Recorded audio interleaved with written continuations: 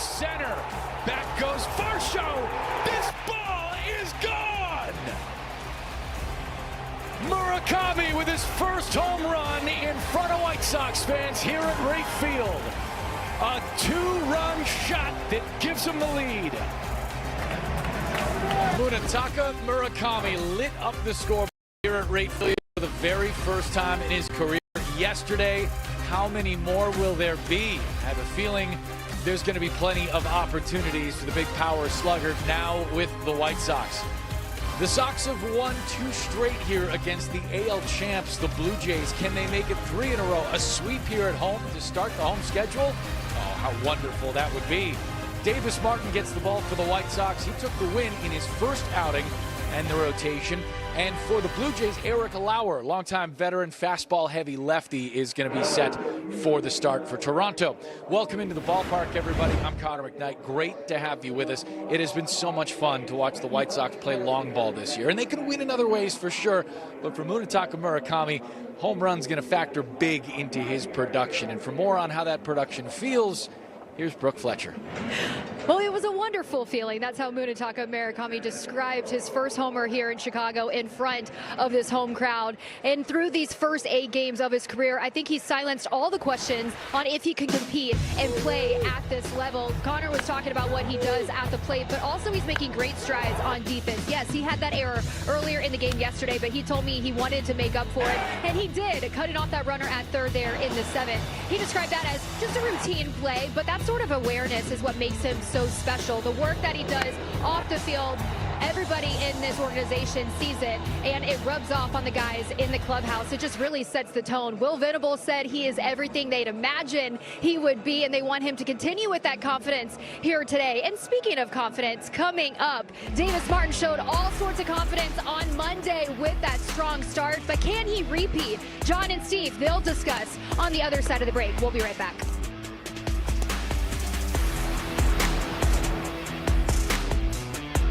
Sox Baseball on Chicago Sports Network is presented by Toyota. Visit your local Chicagoland Toyota dealer or Toyota.com today. Let's go places. By Davis Law Firm, your Chicago lawyer. By Prevagen, made for your brain. And by Wintrust. Different approach, better results. That's Wintrust. Visit wintrust.com/here to learn more. White Sox are certainly playing better baseball at home, winning the first 2 games of the series against the Blue Jays. And Davis Martin is a man who loves taking the mound here at Wright Field. At home last season, an ERA just over 3.5. We are hoping that trend continues here in 2026. What is up, everybody? A happy Easter Sunday to all of those who celebrate. Back here with my guy, Steve Stone. I'm John Schriffen.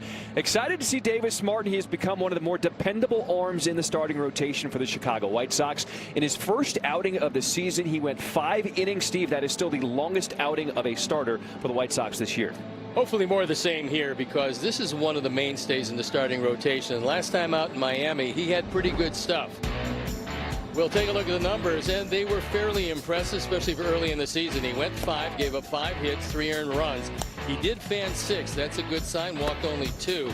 He wants to work on that. The big thing today is try to throw ground balls. The wind is howling out. It's very much going to be a hitter's day. It's up to Davis Martin to control a very good Toronto team, and they're looking for the sweep. Steve, you said it. It is all about the Sunday sweeps. Will the White Sox break out the brooms? The last time Toronto has been swept in any series, you got to go back to June of last year. White Sox trying to pull it off. 100.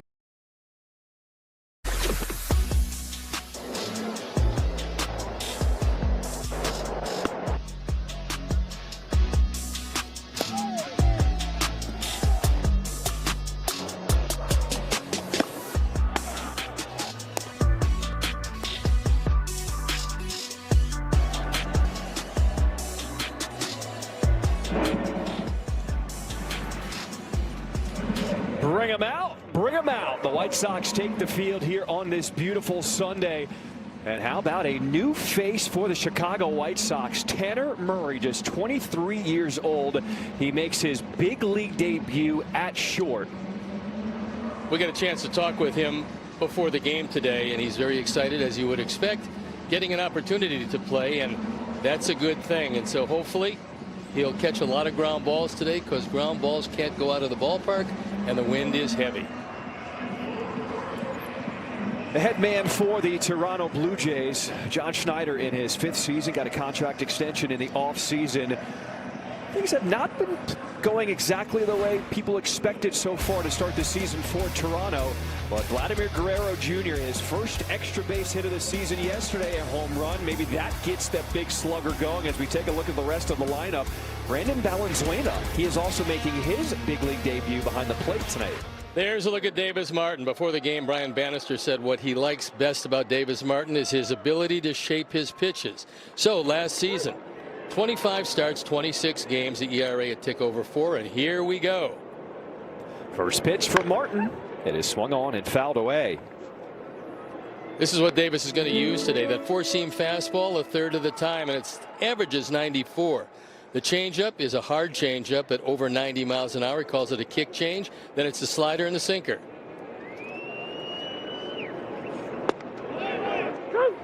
Let's take a look at the defense, and this is how will line them up in the outfield with Austin, Luis on Hill, and Derek left to right. Then it's Miguel, Tanner, Chase, and Munataka. Edgar Caro's got the plate.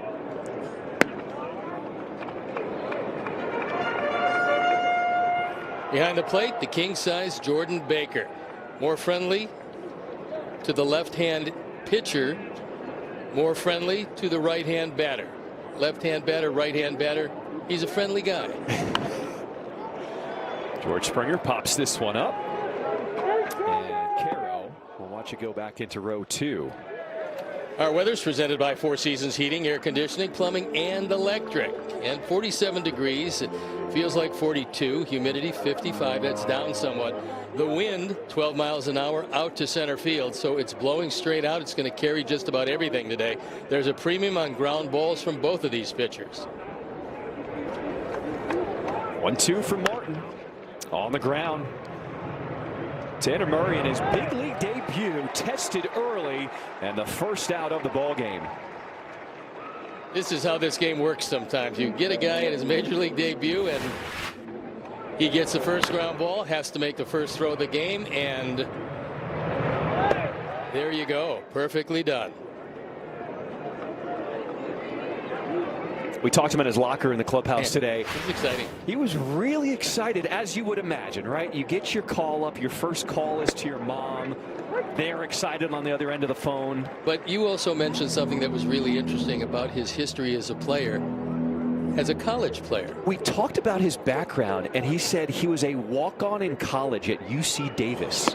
Steve, how often do you see a guy not heavily recruited, a walk-on, and then get drafted in Major League Baseball? It's pretty amazing story, but it's a testament to his stick-to-itiveness, the fact that he never got down on himself. He always believed in himself, and here he is. White Sox baseball on Chicago Sports Network is brought to you by Wintrust. Different approach, better results. Lucas is a platoon player. We'll get a whole lot of at-bats against the right-handers in this league, and there are a lot of them. There is the brain trust of the Sox. Will Venable's got to be happy with the way his team is playing. The White Sox looking much better these first 2 games at home. Well, I think they're doing a lot of things right. And what Will said about that 1-5 start, look, we laid out a plan in spring training. Our team followed that plan. We're not giving up on that plan because it's 1-5.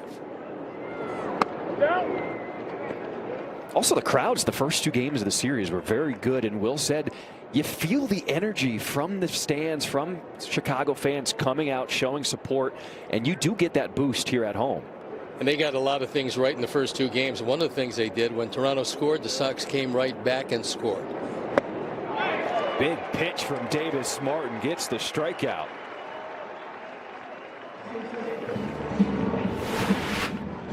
The 11th pitch of the outing is a good lively fastball. It's 96 miles an hour. He's able to get some late movement, took it off the sweet spot and into the glove of Caro.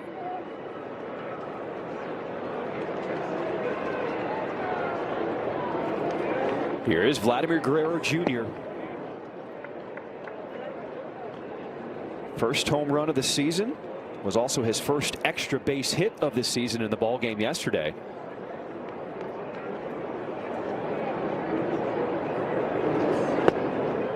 Big swing and a miss.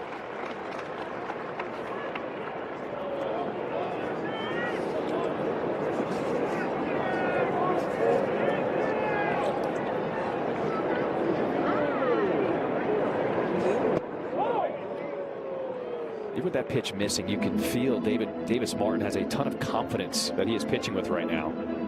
I think he realizes that if he throws his best stuff, it's going to be better than the hitter, and that's the philosophy a pitcher has to take.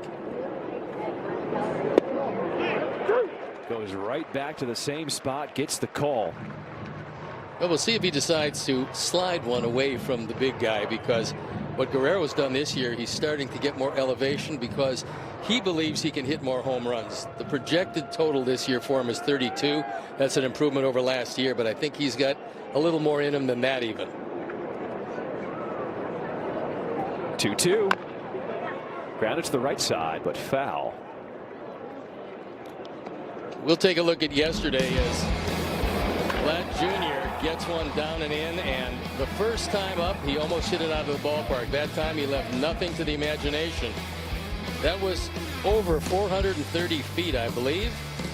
437 to be exact. Hits this one hard into the gap as Acuna will get there. So a 2-out single for Vlad Guerrero Jr. That's the change. And the key for Vlad on that changeup is, yes, the front foot comes out, but the hands stay back. That means he read the change out of the hand of Davis Martin. Kind of looking for it. He got it, hit it hard.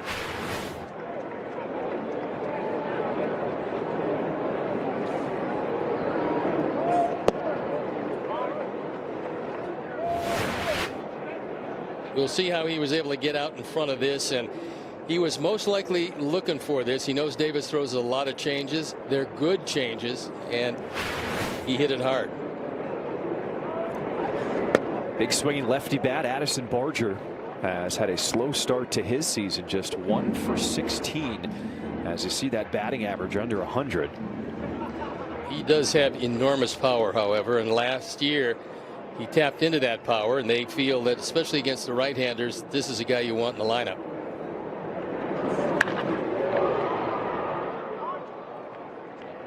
StatCast 3D is powered by Google Cloud. We take a look at Davis Martin in his first start of the season in Miami. The four-seamer and the cutter got him 2 strikeouts, then the slider and the curveball got him a strikeout apiece.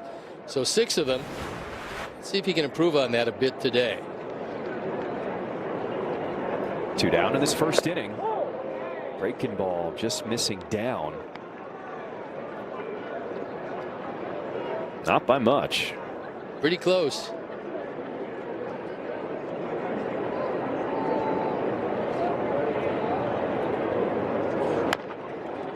Back to the mound, Davis Martin with the toss over to first, and that'll do it. When we come back, White Sox bats to the plate. Franklin. Take a look at the starting lineup for the Chicago White Sox this season. This is a lineup that can get on base. We've seen power in the middle from Murakami and Vargas. How about Tanner Murray? Already made a play at short. We'll see his first big league at bat here today.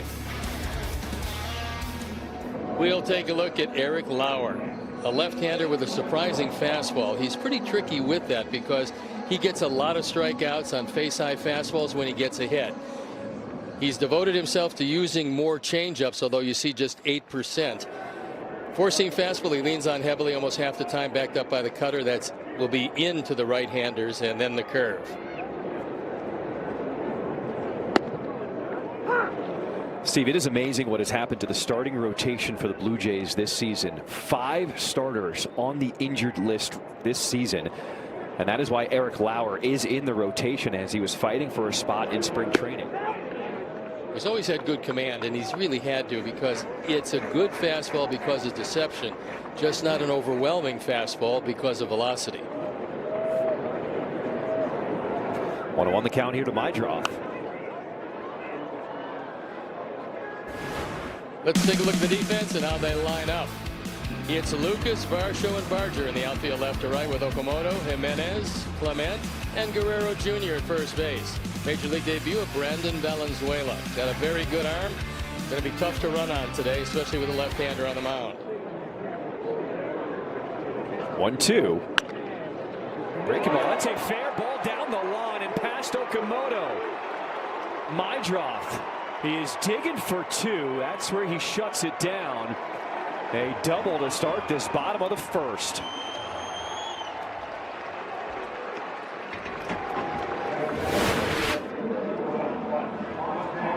That Sox double is brought to you by Elgin Hyundai, home of the 20-year, 200,000-mile double warranty. And Chase waited back. That was a changeup. He just took down the line. You can see Okamoto's got no chance. And a good way to start it off. The Sox have scored in the first inning, the first two games of the series, looking to duplicate it here this afternoon. First pitch to Austin Hayes. That one misses outside the zone, ball one.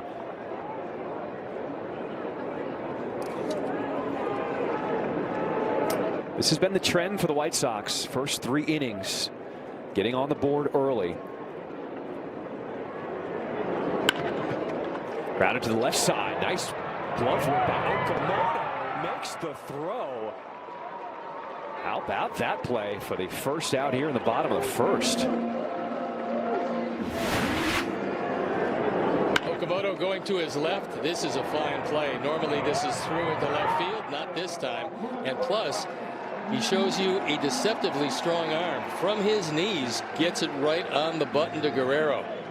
The one thing Sox have learned about the Blue Jays, they're very good in the infield on a secondary play after the primary play. You can't round the bags too far. Munetaka Murakami. That breaking ball in the dirt, ball one.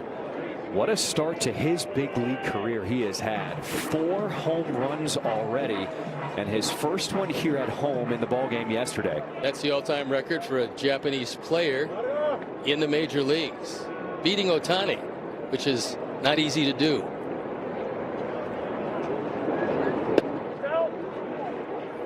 So many people questioned, would his power, would his skill set transfer over here to Major League Baseball? Can we put that to rest already? Well, he's shown, number one, he can take the ball the opposite way for a base hit if he's behind in the count, or he can ride it way out of the park. So personally, I would think Will would give him the 3-0 green light. I know on this lovely Easter day, hitters appreciate the 3-0 green light. Let's see what Murakami does here.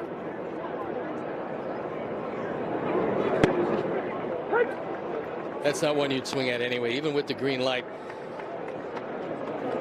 If they allow you to swing, you get your pitch. If it's in the spot you're looking, you swing. Anything else in any other spot, you take it as he did. Still in a great count here. 3 balls and a strike. As Lauer battles back here, just catching the corner. That was a cutter in a very good spot.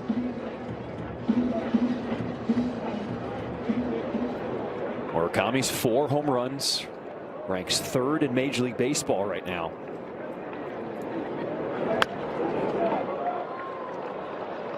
We'll take a look at the home run yesterday.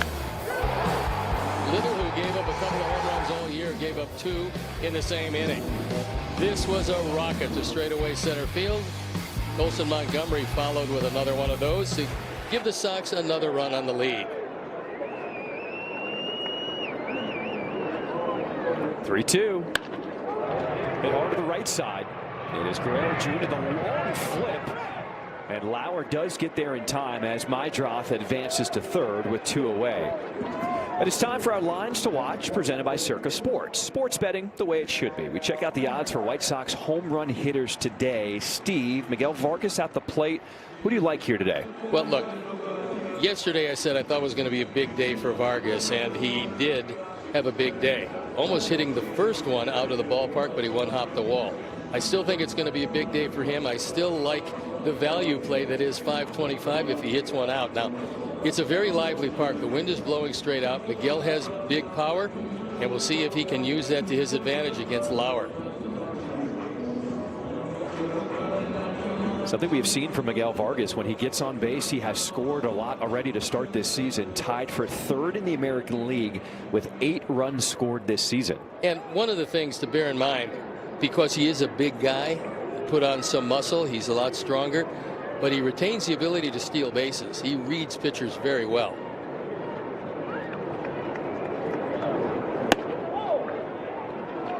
Lauer missing upstairs, ball 1. With Mydroth at third, 2 away.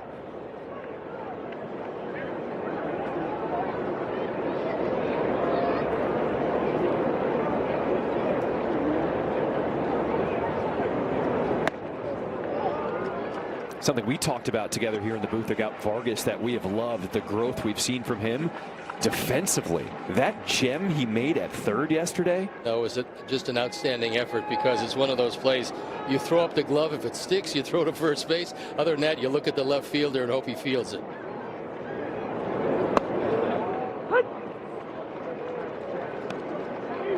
One thing Lauer did vow to try to do this spring was refine his changeup and throw it more. It's very effective, especially when you couple it with that face-high fastball. That's how he gets most of his strikeouts. 2 balls and a strike.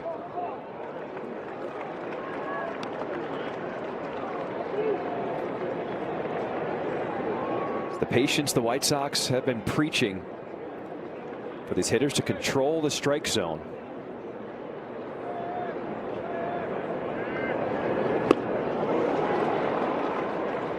Three-one.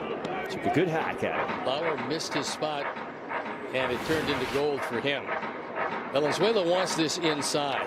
Lauer gets it outside and still gets the strike. That's a mistake that he got away with.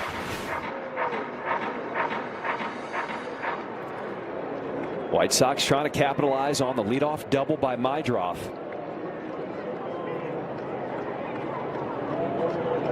Here's the payoff. Ripped into center field, and it's going to fall. Miguel Vargas with an RBI single, and he's looking for more as it gets away from Varsho. He will end up at third as the Sox take a 1-0 lead.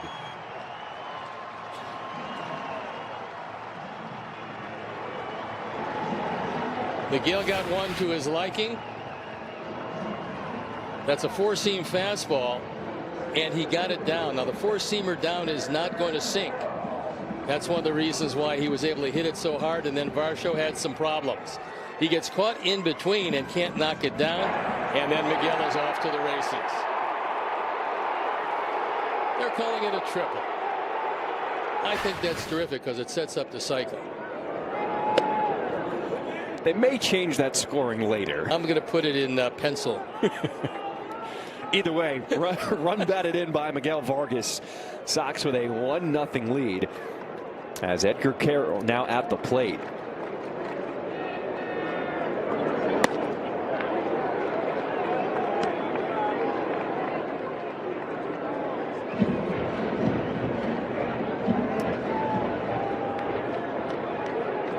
Carroll picked up his 100th career hit in the win yesterday against these Blue Jays.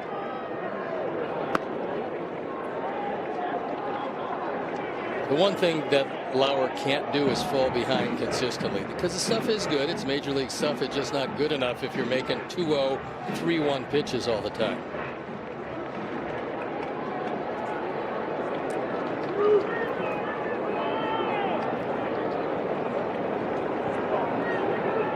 Sox applying pressure here in this first inning with Vargas at third, 2 down.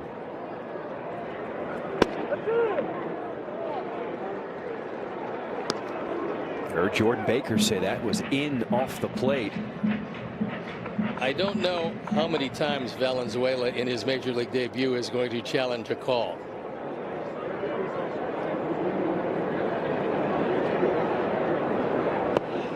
And ball 4. That Sox walk is presented by IDOT. Stop for pedestrians. It's not a game.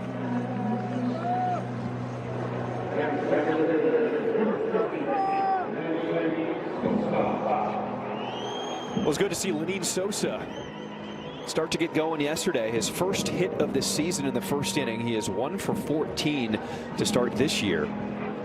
He's strong enough where if he gets elevation to any field, he can hit it out today easily. This will be Lauer's 25th pitch, as he is now struggling with his command on the mound. He's fallen behind consistently. To this point, he's kind of fortunate that Sox only have 1 run.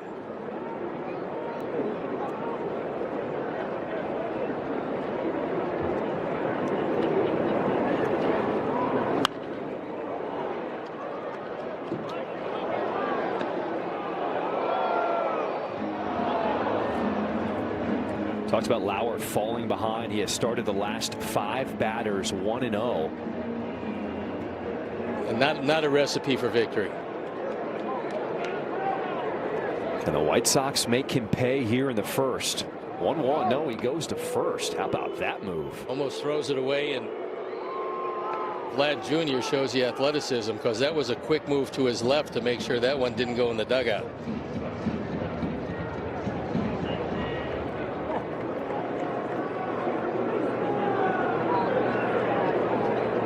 Runners on at the corners with 2 outs.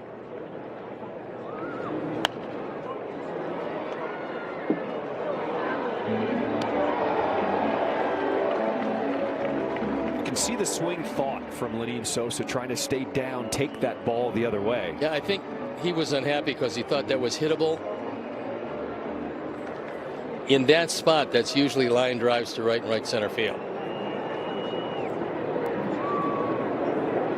1-2. Well hit in the air to right center, but Barger is there just shy of the warning track to end the threat. Well, it's been a good start to the series for the White Sox yesterday, getting a 6-3 win, looking for the 3-game sweep here today.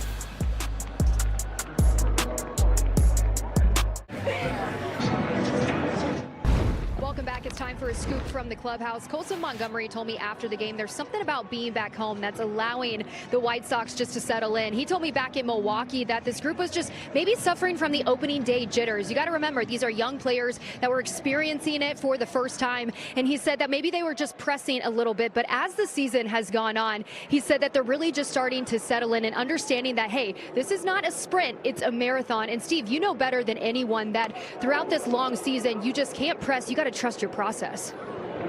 Well, there's no doubt that Brian Bannister, who spoke before the game about each and every one of these pitchers, along with Zach Bove, they came up with a game plan for every one of these pitchers. It's all different. The concepts are pretty much the same. However, they take each and every one of these guys, break him down, look at their individual stuff, look at the body type and the arm action, and then change what they view will be better for the pitcher.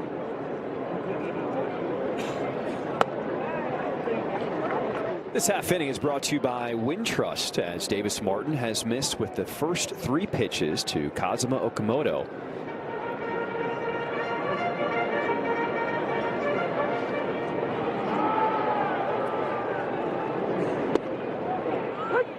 There was no panic with the White Sox starting the season 1-5, and when we spoke to Brian Bannister today, he said one of the big reasons for that, there was a lot of change in the offseason, especially with the coaching staff. It takes time to get on the same page.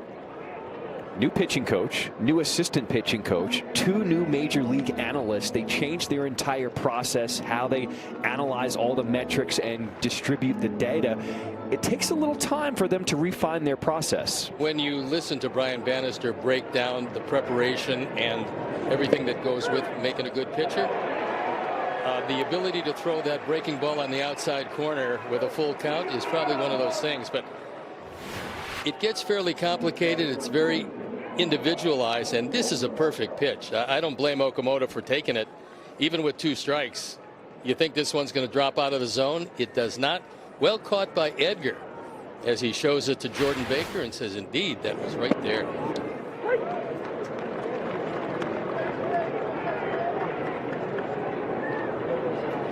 Davis Martin learned the kick change 2 years ago. And what separates him from most pitchers, his ability to shape his breaking balls, just the amount of spin, rotation, and the arc he can get on all those pitches. And that's what Bannister said he really loves about Davis is when you have the ability to do that, you can change on the fly. If your stuff is not working on a particular day, you change the way you're delivering the ball. You either try to impart more spin on it, you either slow it down or speed it up. And the Sox have a really strong pitching development plan at this juncture. Something you always say, too, you have to know who you are, what your strengths are, and to figure out how to solidify those and then build off of that. With Davis Martin, clearly it's his breaking ball. Well, he's got a couple of them, and they break late and they break sharp. 2-2 into center field. Acuna with a good jump, and he will get there with a diving play. He has shown the speed, and he was able to track that one down in center. Well, he's had some bad breaks on fly balls to center. Not this time. It's called makeup speed. If you take a step that's not a good step, you have the speed to come back. This is a great play. I love the angle of the body. Watch the angle as he dives. The way you do that, you stop from a separated shoulder. If you dive straight ahead, we've seen a lot of elbow and shoulder problems with outfielders who do that. Nice angle for a guy who's a shortstop by trade. That's the key, because we have seen some growing pains early in the season. But you also see the ceiling, the potential of what Acuna can do in center field with plays like that. Well, pretty good bloodlines, as his brother does a nice job down in Atlanta. And so he's just learning this position, and you can see why the Sox are very high on him, because his ability to do things like that. Nasty pitch from Davis Martin. And this catch by Acuna in center. Tracking it down. Off the 2026 Prius for $239 a month. Find yours at Toyota.com. Toyota, let's go places. Bottom of the second we go. White Sox with a 1-0 lead, looking for the sweep in this 3-game series over the Toronto Blue Jays. And a first big league at bat by the 23-year-old Tanner Murray, who was called up today. Swings at the first one, pops it up. Behind the plate, Valenzuela will make the grab for the first out here in the bottom of the second.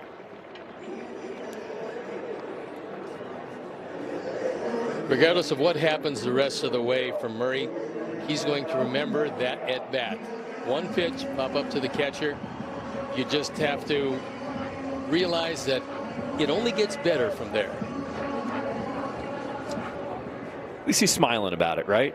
Nothing you can do. It's after the fact. You just think ahead to the next one. Acuna showing bunt, pulls it back. I look for Lauer to maybe adjust a little bit after that first inning, because he's one of the smartest pitchers in the major leagues. Went to the Harvard of the Midwest, you know.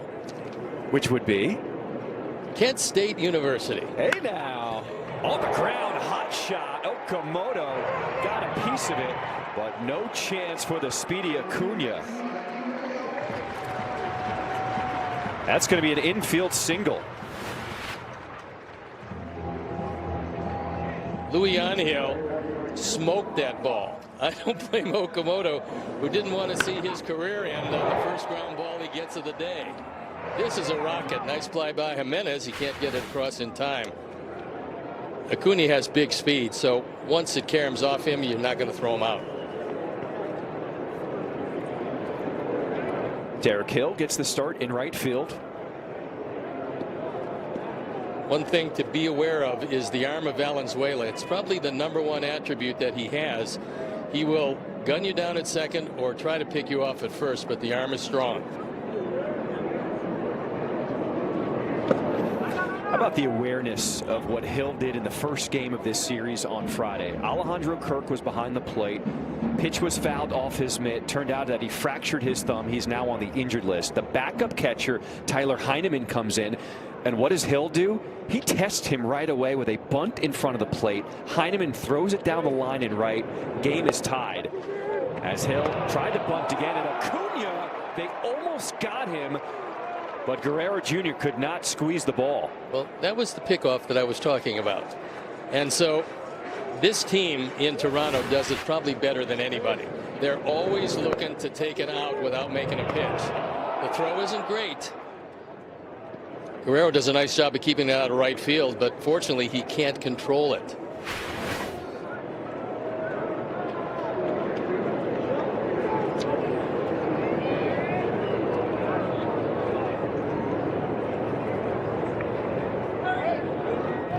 Pick off to first. A close play, but Acuna is back safely. There is the bunt we talked about. Now, the interesting part of this bunt, obviously, it turned out very well for the Sox. This ball probably goes foul if he lets it go. Because once it goes from the grass to the dirt, now in this ballpark, it will spin into foul territory. But if you're Heineman, pulled off the bench. Yeah, you can't. You realize when you look at it, okay, I can get to the ball, I can make a great play, and then you realize maybe not. 1 ball, 1 strike to count. There goes Acuna. Throw offline, and Acuna picks up another stolen base. Acuna is going to steal a lot of those. Not only is he fast, but he's very quick off the first step. It doesn't matter if you use a slide step or a crossover. When you take that first step, if you can get up to max speed after 1 step, you're going to steal a lot of bags. And even if this throw is on the money, I don't think they get him. That was a huge lead. So a runner in scoring position here for Derek Hill as they check on Acuna. Just finishing up on the Heineman story. Yesterday he also had a tough game, threw a ball away into left field, and then was the trail runner, made the 3rd out at third base. Reporters caught up with him in the clubhouse after the game. He actually was in tears, saying these 2 losses were on me. Well, look, it's one thing you make a bad throw. That's a physical error.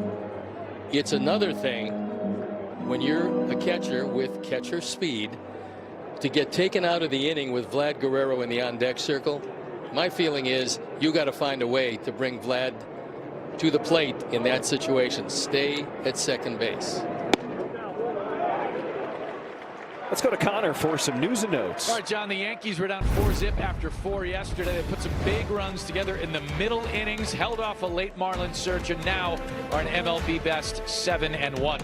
The Pirates got off to a rough start, 1-3. They've now run 4 in a row, including a walk-off just yesterday. They're on top of the NL Central. The Cubs are at the bottom. They're playing a doubleheader against the Guardians this afternoon. The Guardians are on top of the AL Central, at least in the early going. Back to you guys. All right, Connor, thank you so much. Hard to believe about the Yankees looking to win 8 of their first 9 games to start the season for just the 3rd time in franchise history. Considering the teams they've had, it is fairly remarkable. They're getting great pitching, by the way, and that is a key for any team because you don't allow the other guys to score, and you have the thunder the Yankees have. You're going to be in pretty good shape. Now that does exclude that COVID 2020 year. As another pickoff attempt at second. The Blue Jays are relentless. They will try to pick you off. And again, the philosophy is, can we get an out or 2 without making a pitch?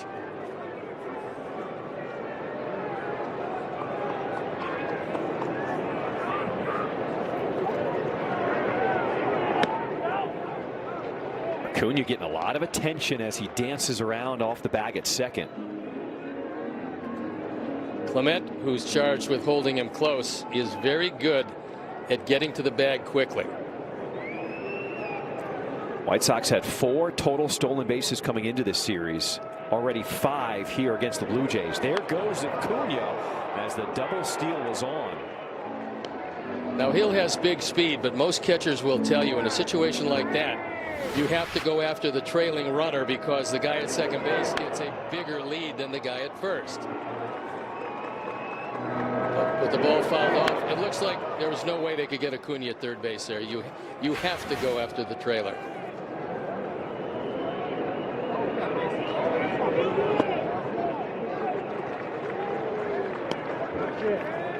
Well, the White Sox have shown they can do it in a variety of ways to start the season to try and score runs. Using the bunt, stolen bases, or the long ball.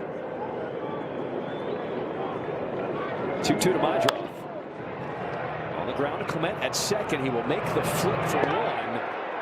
And a double play turned.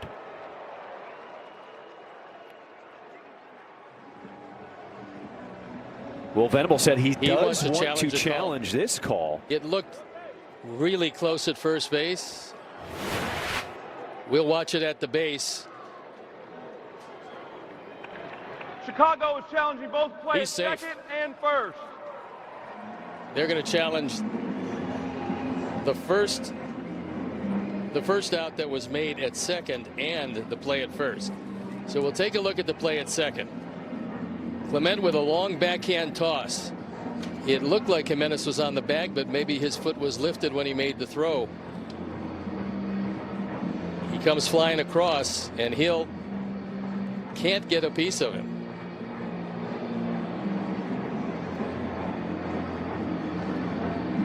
In an effort to get away from a sliding Hill, could very well be that Jimenez did lift the foot off the bag.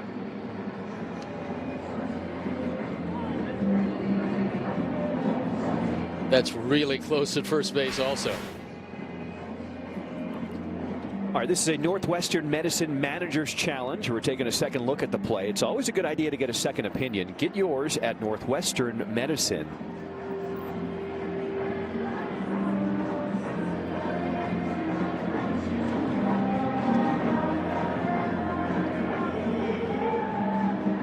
So Will Venable challenging the double play call to potentially end this inning.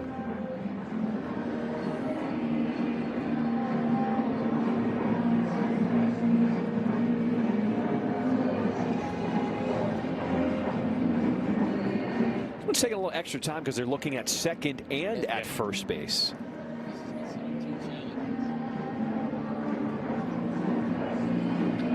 We'll slow it down and see. After review, the call at second stands, he's out. The call at first is overturned, the runner is safe. Chicago will retain their challenge. So it doesn't count as two challenges. It counts as just one because they were successful on the challenge at first. It's a no play basically as the Sox retain their two challenges.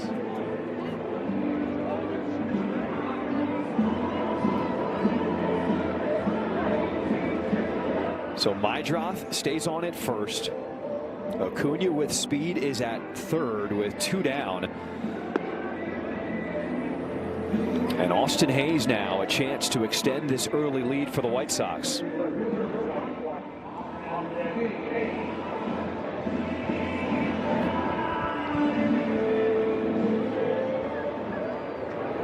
Do you stay aggressive in a situation like this, potentially send Majdroff from first? I think I wait a pitch or two and see what Hayes does with it because he hit the ball really hard last time. This one on the ground. And the Blue Jays go to second for the force to end the threat. After two, Sox up 1-0. This copyrighted telecast is presented by authority of the Chicago White. Top of the third we go here at the rate. This half inning is brought to you by Hyundai.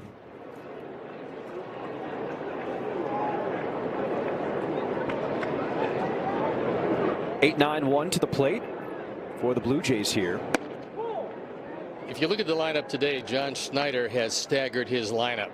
He goes righty lefty the whole lineup all the way down, and the purpose of that is to make it more difficult when the opposing manager goes to the bullpen.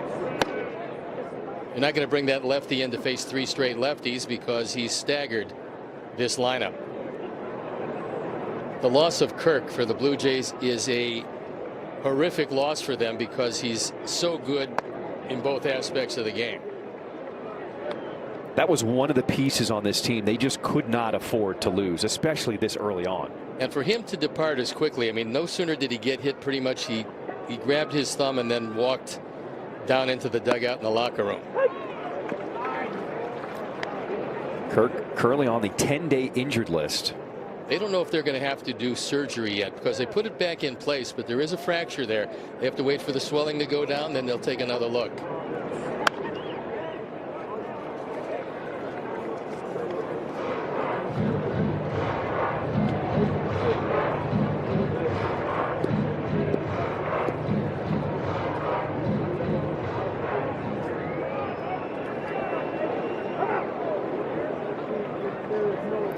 Andres Jimenez will use his time here with a full count to start this third inning.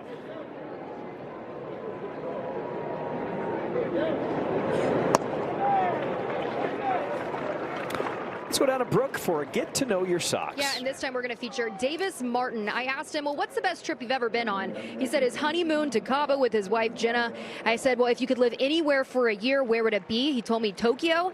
And I asked him, what's the weirdest job you've ever had? He told me he was a busboy actually at Texas Roadhouse because of the unlimited rolls. He loved that.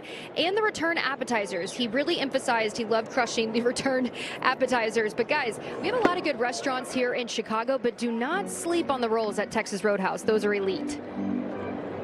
I have not had those yet. That's one of the big benefits of working there at Texas Roadhouse is it's rolls and keep them coming. John, I'm smelling a field trip. We got to look and see if there's a Texas Roadhouse in the suburbs. I'm down with it. Single into right field. So the first big league hit for Brandon Valenzuela in his first big league at bat. Pretty exciting, and he gets a slider that he tries to get inside, and it pretty much stays down the middle. So an ominous way to start this third inning. Leadoff walks never are good, especially when they're followed up by a base hit. The 25-year-old catcher called up today to replace Alejandro Kirk.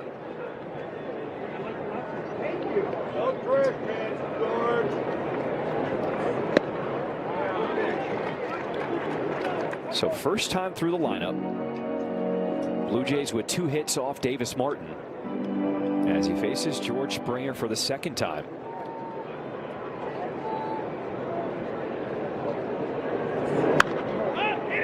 Off the end of the bat into shallow left field. And a catch is made there by Hayes. Your 2026 White Sox are brought to you by Rate, built in Chicago for Chicago sports fans. A great game and life starts with how you feel. So the Rate app is your all-in-one wellness partner with tools to build financial strength and guidance for fitness and stress relief. Hit a home run and manage finances and well-being all in one place. You can download the Rate app today. I really like what Austin Hayes did there. That was a tough play for Murray, who's in his first major league game. Austin knows it's an easier play for a left fielder. He called him off right away and made the catch. Staying down on it as Vargas goes to second. He was waiting on the runner to see what Jimenez was going to do. That's why he didn't apply the tag and got the force at second. And Jimenez is too smart a baseball player to run into a tag. So he stops, as he should do, forcing the throw to second, but because of the hesitation, there was no chance for the double play. Nice pick by Miguel. They do get the force out, but leaves runners at first and third.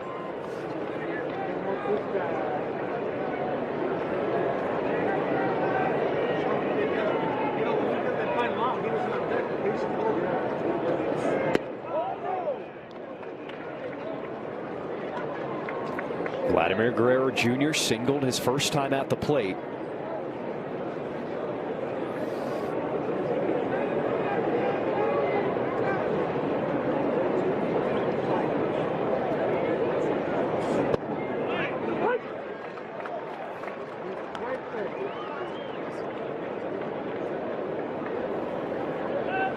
It's one of the reasons why the batting average of Guerrero, who was viewed as a slugger to start his career, batting average has been up there because he uses the whole field. Pitch number 50 today as the breaking ball misses outside.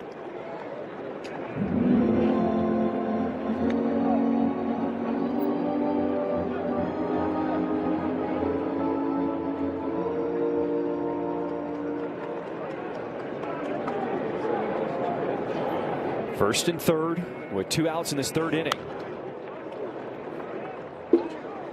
Sox fans, take the game with you. Subscribe to the White Sox only plan and stream every game live on the Chicago Sports Network app on up to 3 devices. Start your 7-day free trial today at subscribe.chsn.com. Chicago Sports Network, full stream ahead.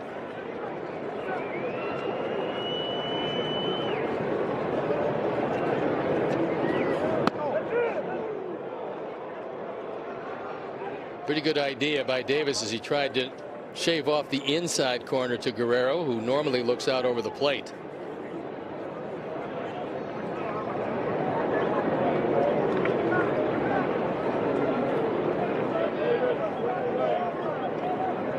Lucas at first will be off with this pitch. 3-2.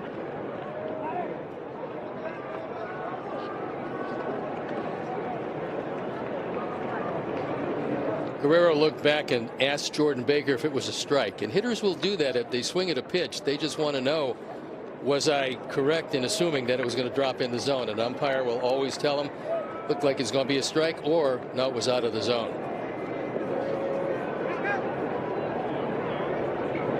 The payoff inside, ball 4.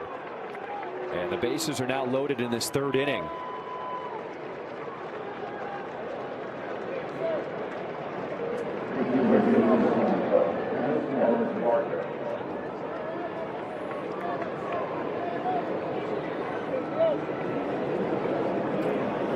So a key situation here for Davis Martin early in this game. And we're going to set up a pitch by pitch here as he faces Addison Barger with 2 outs. Jordan Baker coming out from behind the plate wanting to break this up. He knows there's nobody up in the pen, so the message should be succinct.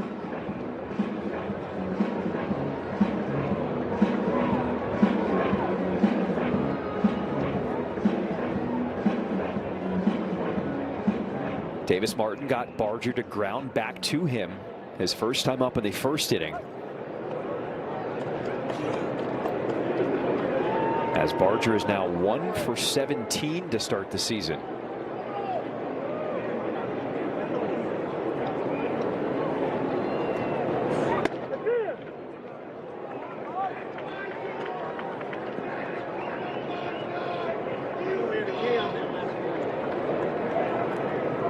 Davis Martin has given up his first 2 walks, both coming here in this 3rd inning.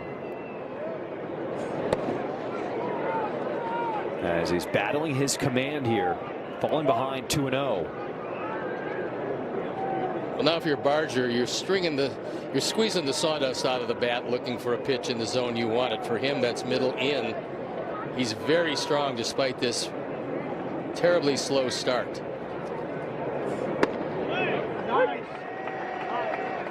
Martin guides in the cutter for strike 1. If you're missing with the fastball, it's not a bad idea to take a little something off. That was about 5 miles an hour difference, and he threw it down the middle.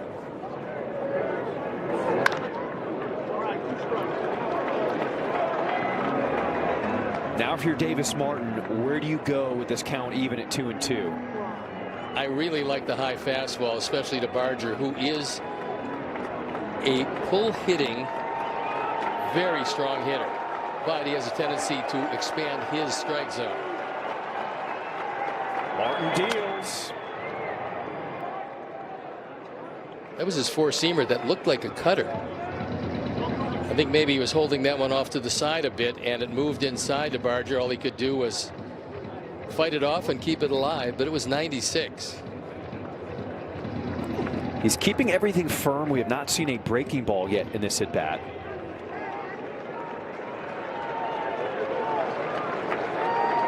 Bases loaded with 2 outs. There is the curveball, the appeal to 3rd, and Junior Valentine says no, and it's now full count.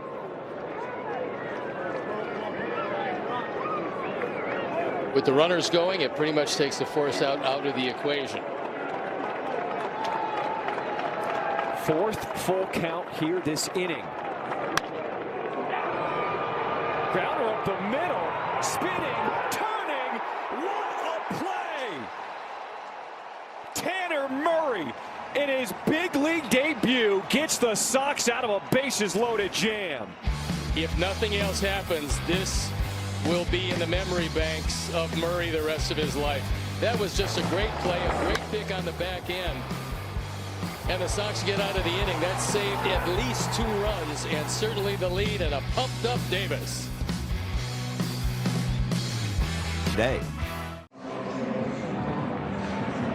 Welcome back. Tanner Murray showing up and showing out in that last play, getting his teammate Davis Martin out of a bases loaded jam. Funny enough, you guys, during spring training, we asked Davis Martin, which player has really impressed you? And he said Tanner Murray, not only because of his skill set, but also his work ethic. So, you know, he's got to be proud of his guy just helping him out there. Unbelievable play. The range, the spin, the throw in a high pressure situation at that. I love what he said before the game when they asked him pretty much what did they tell you you're going to do, and he said, I'm here to help the team win. I will do anything to further that goal. He said, I'll fill whatever hole they want me to fill, but the main thing is team wins. I kind of like that from a young man who has to be as excited as they come, and for his family who are, I'm sure, looking on, that is exciting. Munetaka Murakami leads off this home half of the third. Fouls that one straight back. Nobody was more excited than Davis Martin. That reaction, that was pretty much the biggest one we have seen out of him in some time. Well, he knows 2 things. If that goes through, it's 2 runs, and if it gets by Mooney at first, it's 2 runs. So what a play. You're on the mound, you release the baseball, and then you've got 1 guy in front of you and 7 in back of you to bail you out of situations like that.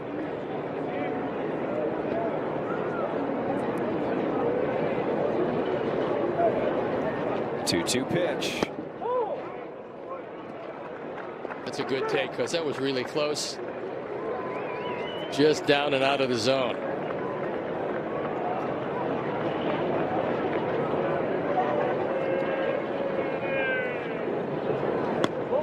Inside, ball 4. The memorable moment presented by Prevagen, and now everybody will remember this one.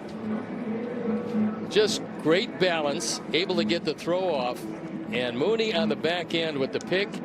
It's out of the inning, and you're not going to see too much better shortstop play than that. That is going to be it.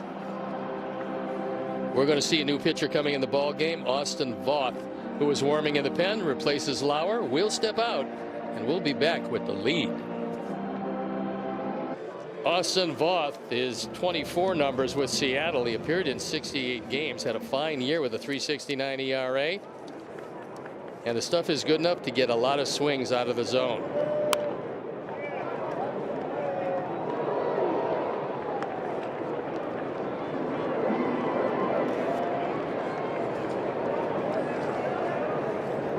The Jays outfield is back and straight away.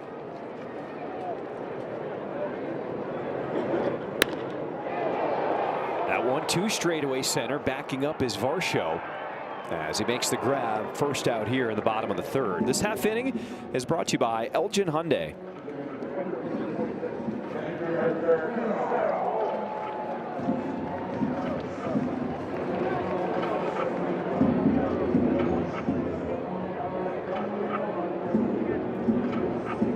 White Sox already in the Blue Jays bullpen here in this third inning, as Edgar Caro steps in with 1 down.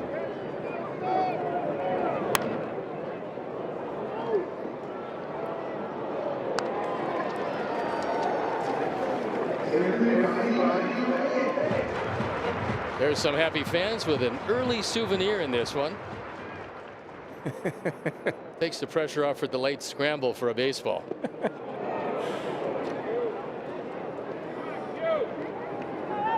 Baseballs aren't cheap. Ooh.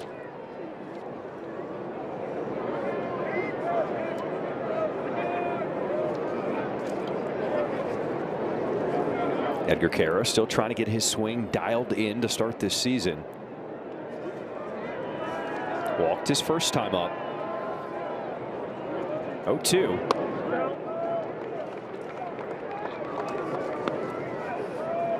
Edgar's just starting to come around. He had 4 good at-bats, had a couple of hits. First 2 at-bats hit him very hard right at somebody. Next 2 at-bats, base hits.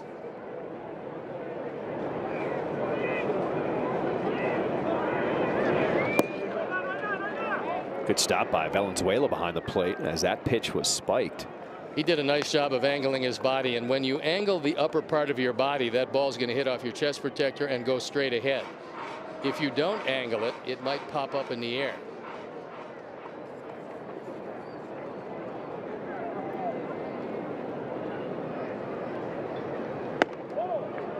Up out of the zone, a good take.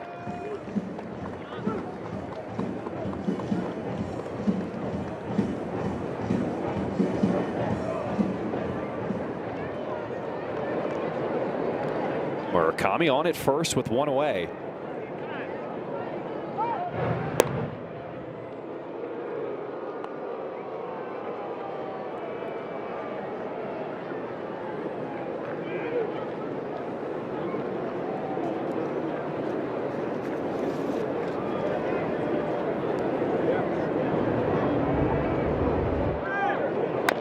Murakami takes off. A slow roller to the right side as Clement makes the throw for out number 2. Sox fans head down to the ballpark on Saturday, April 25th, as the White Sox take on the Washington Nationals. The game's at 3 o'clock. 15,000 fans 21 years and older will receive a 90s City Connect jacket. It's presented by Miller Lite. To purchase tickets, visit whitesox.com/promos. We've got a chance to see the promos for this year. That is probably going to be one of the hottest items that people are going to want to get their hands on. 15,000 of those jackets printed up. That's really a nice looking jacket.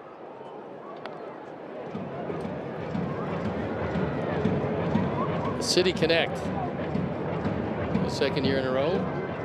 That version, a really nice one.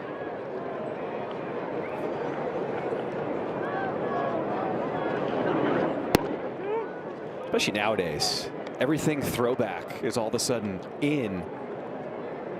So you get a little retrofit with the cooler temperatures. It's going to help out when you come to the ballpark. Well, everything is cyclical. I'm still looking for the Coogee sweaters to come back. Down the line and a fair ball. Sosa delivers as Murakami scores. An RBI double. Sox taking a 2-0 lead here in the 3rd. Just a matter of time until Lenine breaks out of it. He had a nice at bat last time up, almost taking it out of the park to right field. This time he gets something to his liking and pulls it. This is a mistake. A breaking ball stays in the middle of the plate. Valenzuela wants it on the outside corner, and Lenine drills it.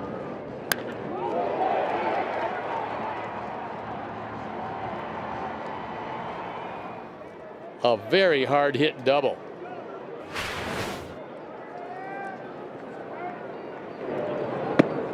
Tanner Murray. First time up, swung at the first pitch, popped it out. I apologize. I said he was 23. He's actually 26 years old. He was acquired in a trade with the Rays. That same trade that brought Pereira here to the White Sox.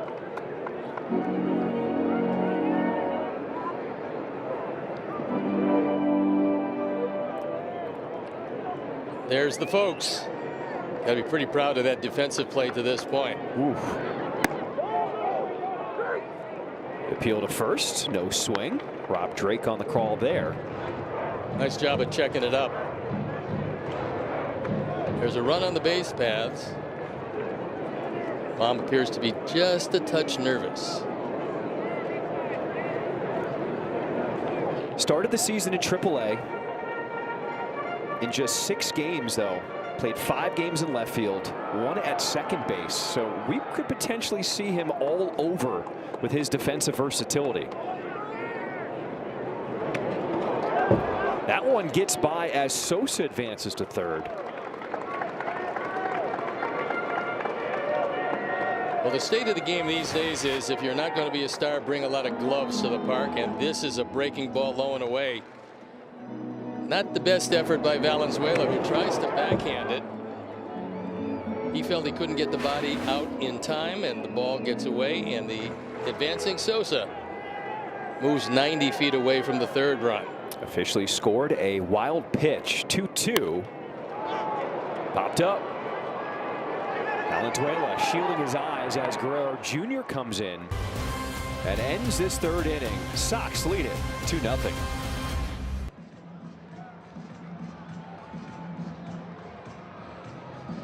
Welcome back. I'm here with the whole Tanner Murray crew for his debut. They're all here to cheer him on. I'm here with his parents, Chantel, Scott, and his sister, London. They've traveled a far way to get over here. But Chantel, you were just saying in the break, I can't believe this is happening. Has it hit you that he's making his debut?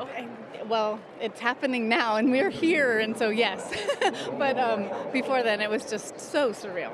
You know, we came all the way from California, so it was just quick, and here we are. When I talked to him in the clubhouse this morning, he told me that you were the first person that he called. Take me through what that moment was like for you. Oh my gosh, it was so just like incredible. He called, he said it was just raining in Nashville and they weren't going to play. He goes, but I am going to be playing in Chicago.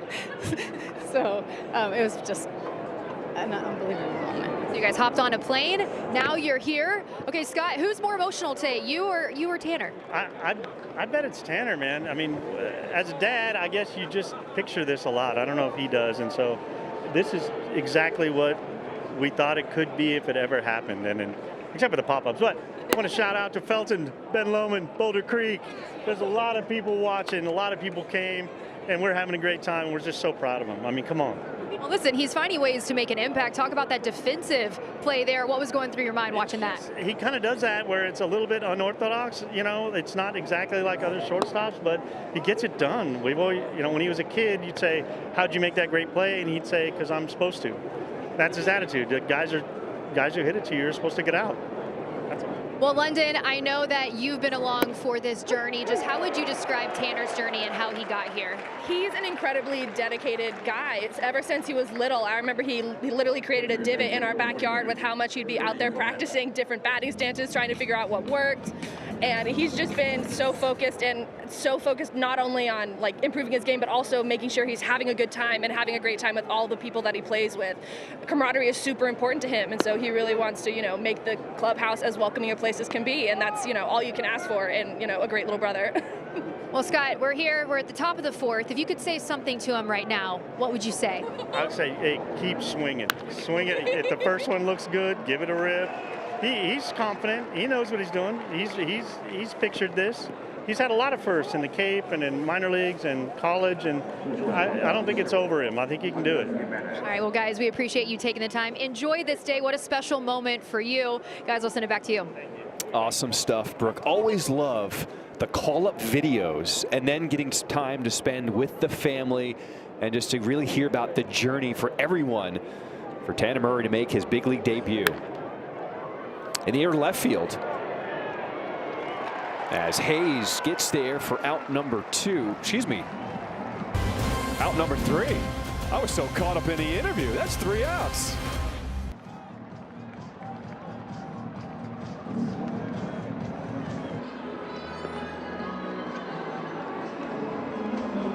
Davis Law, bottom of the fourth we go. White Sox with a 2-0 lead, looking for the sweep in this 3-game series over the Toronto Blue Jays. Be nice to add to that lead, because this is still a very explosive baseball team wearing blue today.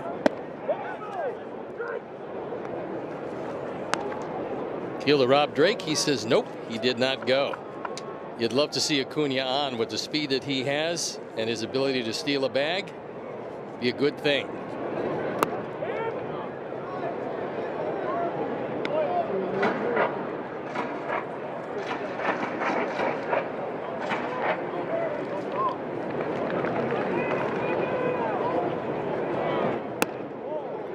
Up and in. As Acuna looking to get on base for the second time today. Single and a stolen base in the second.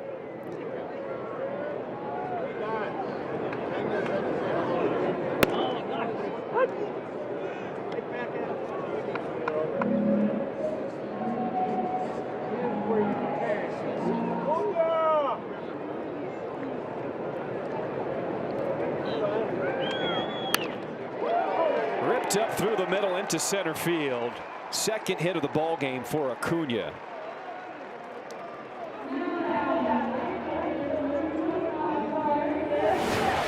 Good way to start off the fourth. He gets a slider that just spins, doesn't do a great deal of breaking away, and takes it right back up the middle.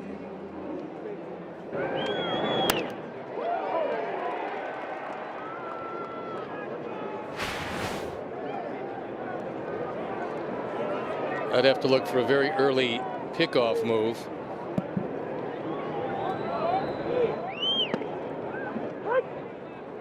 Both used the slide step that time to try to get the ball home a little more quickly. Acuna is the third leadoff batter to reach for the Sox. The first two have come around to score. And a time is called by Derek Hill.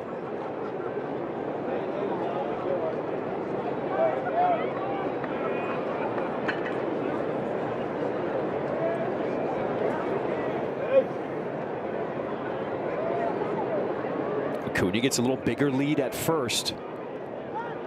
And a throw over. The way the rules are, you don't mind getting a bigger lead on this next lead and try to force the second throw over there. But when you get a bigger lead, it's called a one-way lead. The only thing you're thinking about is going back to the bag. A pitch out. Don't see that happen too much anymore.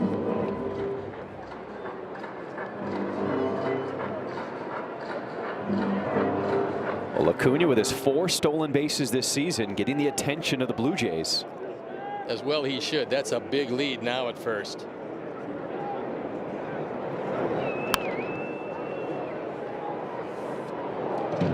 Because we couldn't see back-to-back pitch outs.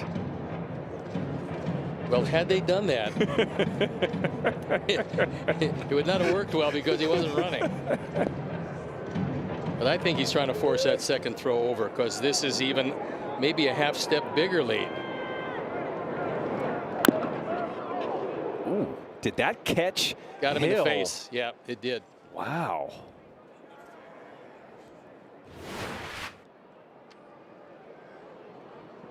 Ooh, happy Easter.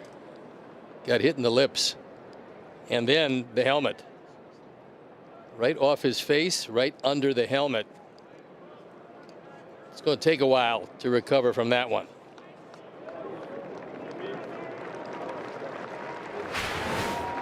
Derek Hill's a tough dude. Took it off the chin, ran up his whole face. And he stays in this game.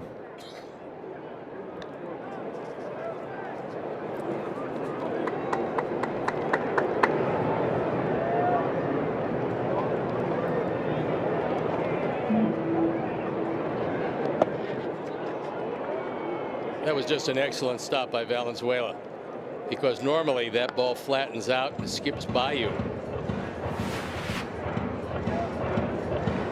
Looks like a curveball, and not only does it flatten out, but it comes back to your left if you're a catcher. So he gets down nicely, blocks the 5-hole, doesn't try to catch the ball, takes it off the chest protector. Strike 3 called. As Derek Hill thought he might want to challenge, decides to take the walk back to the dugout. We'll watch it again. Looks to me like it looks to me like it's well up out of the zone.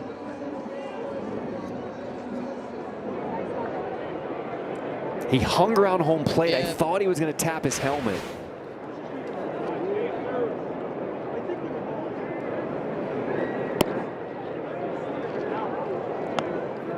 But it goes back to your point. Teams are now trying to be a little more strategic how they use those ABS challenges and save them for later in the game. I think that's going to be refined even more. I mean, look, we're a little over a week into the season, and teams are just feeling out the new rule and when to use it. No chance to get Acuna. Valenzuela as the wild pitch. Tries to backhand it again. But see, he's sitting inside expecting it there. It's pretty tough for a catcher to come across and make that play when you're looking for the fastball inside.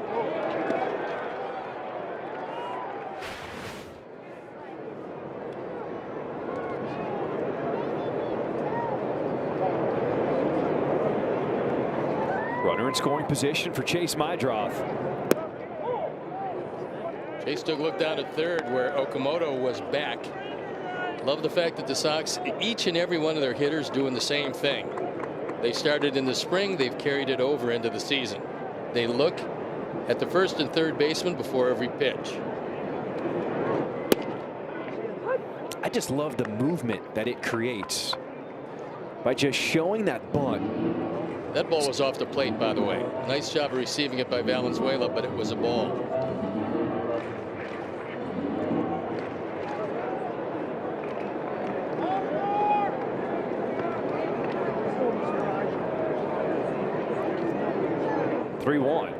Well into left field.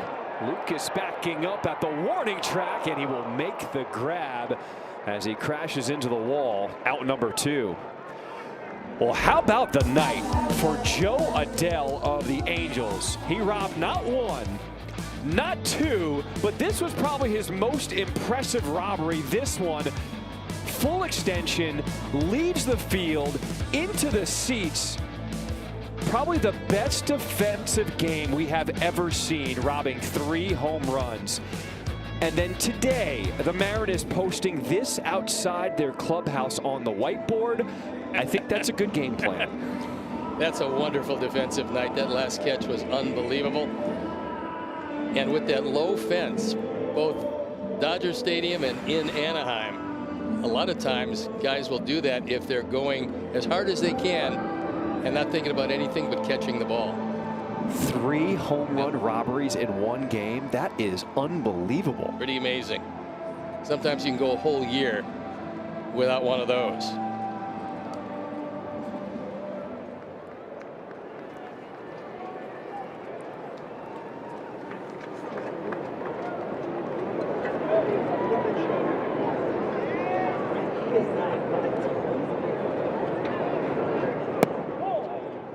You know what's special when even Torrey Hunter, who now has a place in the organization with the Angels, said that is the best defensive game he has ever seen. And Torrey Hunter's a guy who's known to do that a time or two. He authored a few of those over the course of his career. He was a magnificent defender.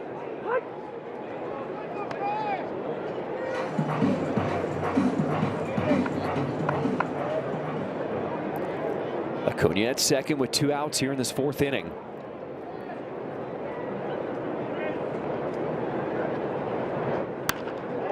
Hayes drives this one into right field. They're going to wave in Acuna. Barger, his throw to the plate, not in time as Hayes gets to second. And the Sox take a 3-0 lead. So for Barger, this is a throw that he can't make because it can't be cut off.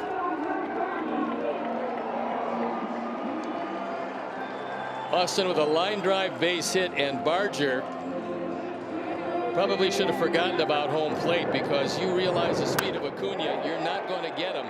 And because the throw is too high, nice job of reading the angle of the throw by Hayes. As soon as he saw he was going to airmail the cutoff man, he took off. Inside as Murakami gets out of the way of that one.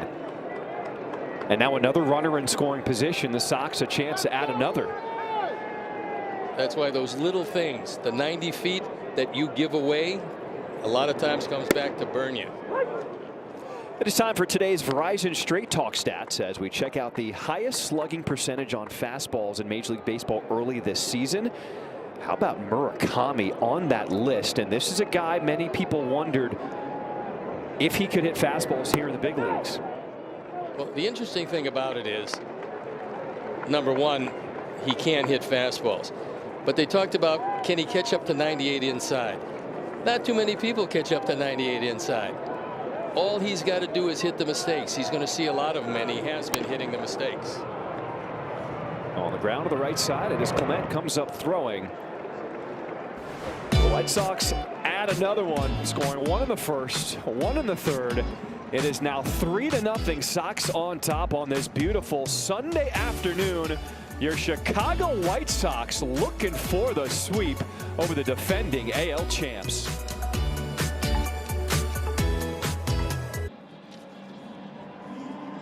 Top of the 5th we go. This half inning is brought to you by St. Xavier University. White Sox a 3-0 lead over the Blue Jays. How about this performance from Davis Martin in his second start of the year? Davis has been very good. The defense behind him has been very good. What I like about the Sox today is they put a leadoff man on, they score him. They're taking advantage of everything the Blue Jays are giving them.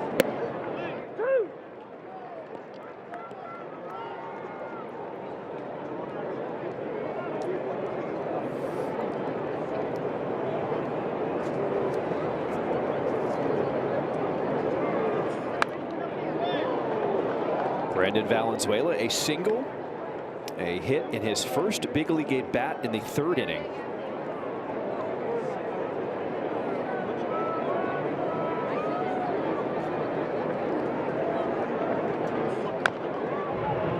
He was acquired last July from the Padres for Will Wagner. Something you talked about, the scouts love his throwing arm. 0-2, goes down swinging. Welcome back in the booth alongside Steve Stone, John Schriff, and Davis Martin. Another quality start here for the Chicago White Sox. Just very steady presence on the mound. The White Sox are slowly becoming an exciting team because they run a lot. They not only hit and run, they steal whatever chance they get. There's a lot of speed on this team, and right now they're doing just about everything right. Loving the start to this finale of the series. And Davis Martin's got that fastball working. He's got it up to 97 miles per hour today. That one at 95.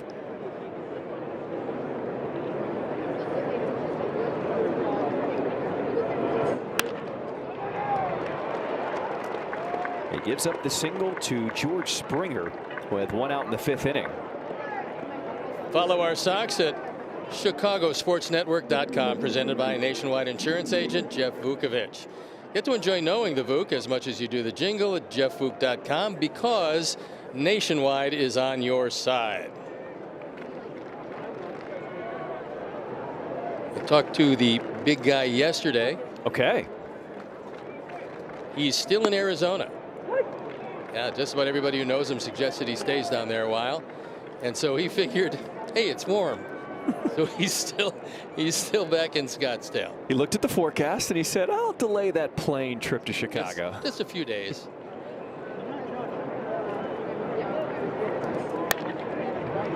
Grounded by Job with the flip. Murray throw to first. Double play turned. Another good start for Davis Martin.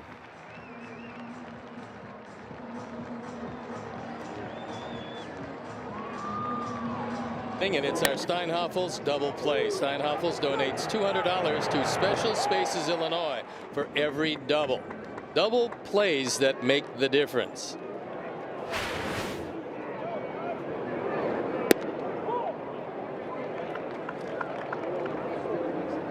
It's back-to-back innings of 9 pitches for Davis Martin. His total just 79. We should see him for another. At least one more. I'm thinking he's starting to feel good. The stuff looks a lot crisper than when the game started. He's also getting just about everything over the plate now. So doing a pretty good job. He's got the lead. He's got the game through 5 innings. Let's see how deep in the 6th he can go. 4, 5, 6 to the plate here for the Sox in this 5th inning, as Miguel Vargas lifts this in the air to center. Let's go to Brooke to see what's in her notebook. Well, guys, earlier in the game, you were talking about how Brian Bannister said there's a lot of new when it comes to this pitching staff, from the players to the coaches and even the R&D. And it was a tough task going up against a team like Milwaukee to start this season. But he praised Zach Bove a lot for just his communication. That's one of his gifts, and how he was able to really get this group together and settle in, and how they're handling a tough lineup in the Blue Jays. I mean, this team was in the World Series last year, and coming into today, they were 2 for 16 with runners in scoring position. Praise the pitching staff, but also some really good defense. And we're seeing that from Miguel Vargas. That was on full display yesterday. Colson Montgomery said that you could just really tell he's feeling confident on both sides of the ball. And when he's feeling confident, that sets the tone for this entire clubhouse. You know, Brooke brings up a really good point there. Communication within the organization and kind of setting the tone, setting what they want. And Brian Bannister talked something about using the opener. Will Venables said that's going to be a strategy we're going to use to try to get our starting pitchers to go deeper into games. And so one thing the organization is now doing, guys in the minor leagues are now having openers used for them. So as a starter, they're getting used to coming into the game in the second or third inning to understand how that feels. When I talked to Will about that, he said there was kind of a method to their madness. And the method was you stop a pitcher from going 3 times through 1, 2, 3, 4 in the lineup. Normally, if you start the game, as you're tiring, the 3rd time through, you're facing the toughest part of their order. So trying to eliminate that, you go with a pretty good opener, and this gave Grant Taylor a couple of times, and I think we'll see more of that type of thing as we move along. Bottom of the 5th, this half inning is brought to you by Prevagen. So why not walk to Edgar Caro? And sometimes that could be jarring to a starting pitcher, right? You understand your normal routine. But the philosophy of the organization now, if you train some of these young prospects to do that in the minors, once they get here, they already understand it. And you really hit the key to a starting pitcher. They all have a routine. It's one of the things that Will said also. When he uses an opener, he tells his starting pitcher who's coming in second in the game, he tells him when he's coming in, so he can take the same warm-up he usually takes when he's starting the game as opposed to coming in after the opener. Popped up by Lenin Sosa as Jimenez settles underneath. Time now for a message from Ankin Law. Hey Howard, I got hurt at work in the warehouse. My boss doesn't believe me. Ankin Law has over 100 attorneys and staff ready to work for you. If you've been hurt on the job, in a car accident, or suffered a medical mistake, call 312-6-million. Clearly, there's no one way to do it. There's so many different strategies, and Will Venables is coming up with his own way to get starters to go deeper into ball games. But something players always say, the key is communication. They just want to understand what the plan is. The plan here is to take Murray down. Colson Montgomery's got a bat. That's the reason Valenzuela went out to talk with his reliever. He knows the game plan against Colson Montgomery, who didn't start today. But Will brings him off the bench in a key situation, and John Schneider now says, okay, let me counter your move. I see you and I'll raise you somebody from my pen. Montgomery did homer off a lefty yesterday. So with a lefty coming in out of the pen, it'll set up another lefty-lefty matchup for Colson Montgomery when we come back.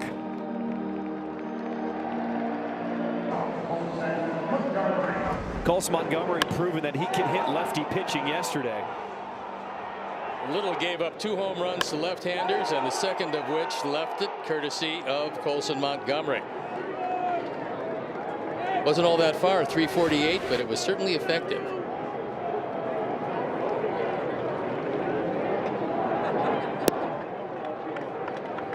Got a new pitcher in the ball game, Joe Mantiply. Last season with Arizona, 10 appearances, ERA, oh, a lot higher than he would like. First 2 missing to Colson Montgomery. This is really where the lefty-lefty advantage evens out, because now you can't get too tricky because you've got to throw a strike.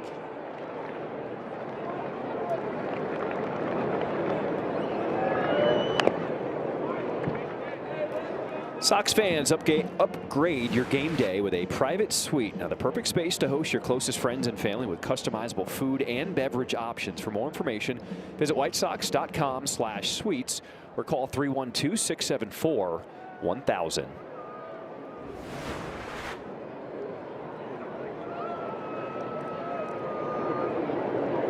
Caro with his walk on at first. With 2 outs in this bottom of the 5th inning.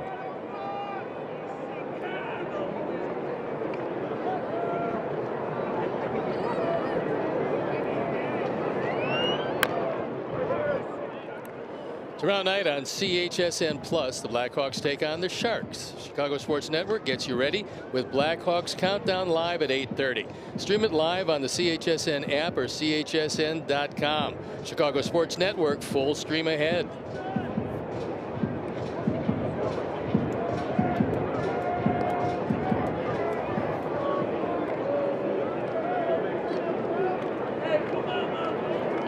White Sox with 6 hits in the ballgame. First Toronto's 4. And lead it 3-0 in the 5th inning. Way inside, ball 3.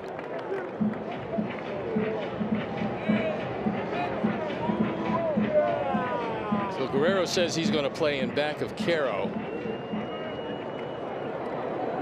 So whatever you do not throw to first. Swing and a miss, strike 3. That will end the 5th. Sox in control, up 3-0.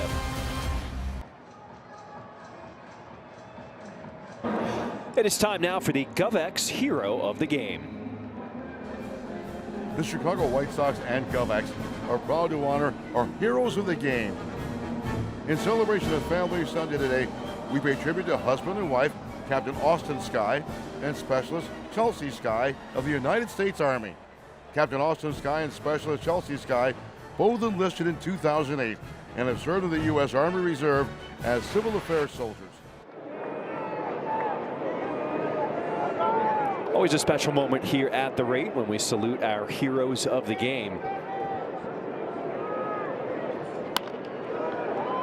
First pitch grounded to third, backhanded by Vargas. Long throw in time as Guerrero Jr. is retired.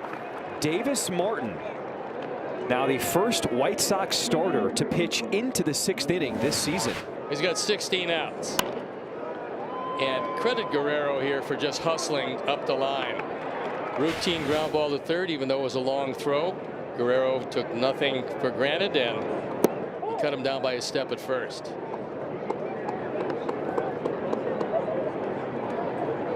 This is what you want to see, getting some length out of the starters now in the rotation.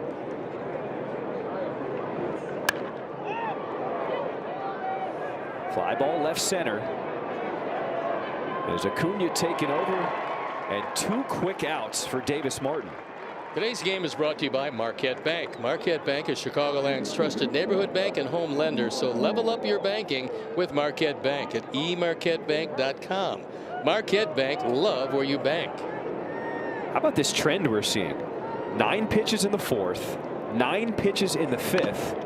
That was pitch number 4 here in this 6th inning, already with 2 outs. Well, I don't know if they want to see him go into the 7th, but right now he still has pretty good stuff. This is the best stuff he's had the last 2 innings, as good as stuff as he's had all day.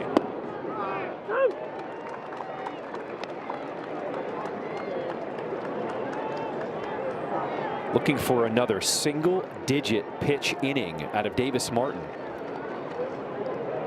0-2. Got him swinging. A 6-pitch inning. Yeah, you got it going.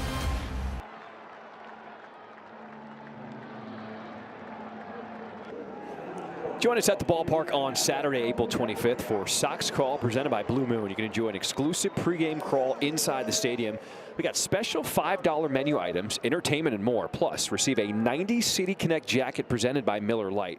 Now, fans, you must be 21 years and older to attend. To purchase tickets, visit whitesox.com/soxcrawl.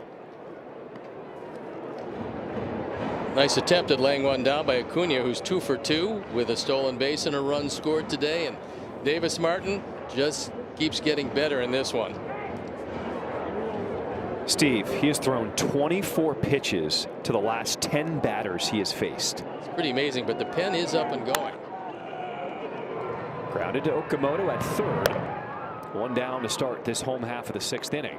Nice adjustment to that bad hop by Okamoto. He was moving to his left, and at the very last, the ball came up on him. And that's a lesson to all your young infielders. Carry your glove down. You can always come up with the hop.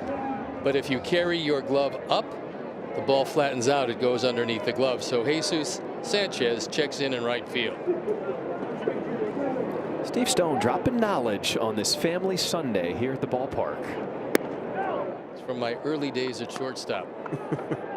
I started out as a catcher, went to the shortstop, and then got my sanity back and moved to the mound. What age were you a full-time pitcher? I started at age 12. Okay, Little League. Yeah. All right. We ran out of pitchers, and my dad happened to be the coach and said, "Okay, I think you can get the ball over the plate." That was the start. Let's keep this game moving along here. In those days, I think I was throwing 22 miles an hour. I had no fastball whatsoever for a few years.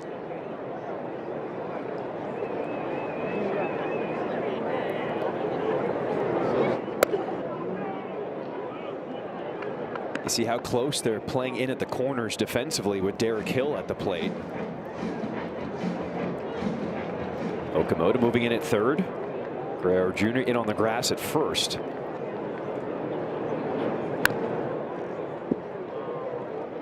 Are you ready for your winning moment? Find it at Wind Creek Chicago Southland, where the action never stops. Play the hottest table games, enjoy the newest slots, and celebrate big jackpots. At Wind Creek, there's a win waiting for you around every corner.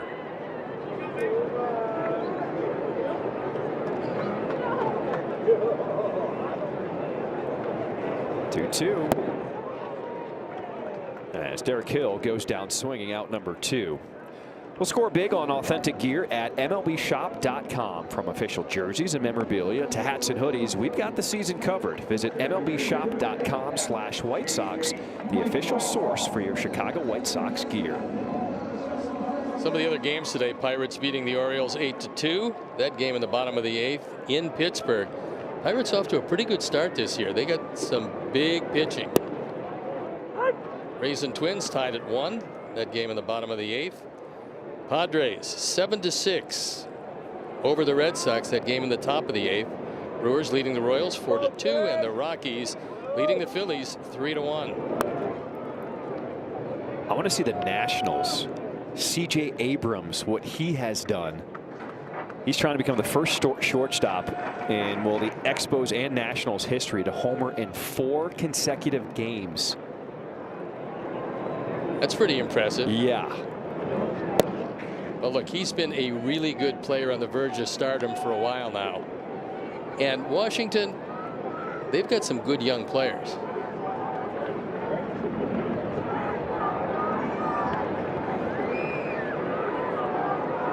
One, 2 to Mydroth. Swings over the top of that one. Strike 3 to end the 6th.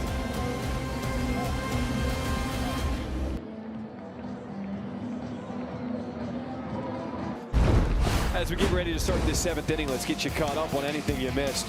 Miguel Vargas, an RBI triple in the first inning. Mydroth scored. That made it 1-0. And Lenyn Sosa drives this ball hard into left field. That extended the lead to 2.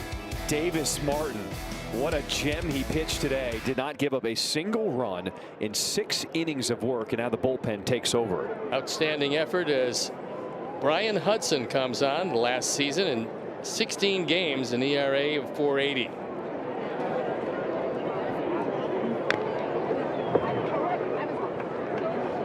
Davis Martin threw 1 or 2 pitches to 7 of the last 10 batters that he faced.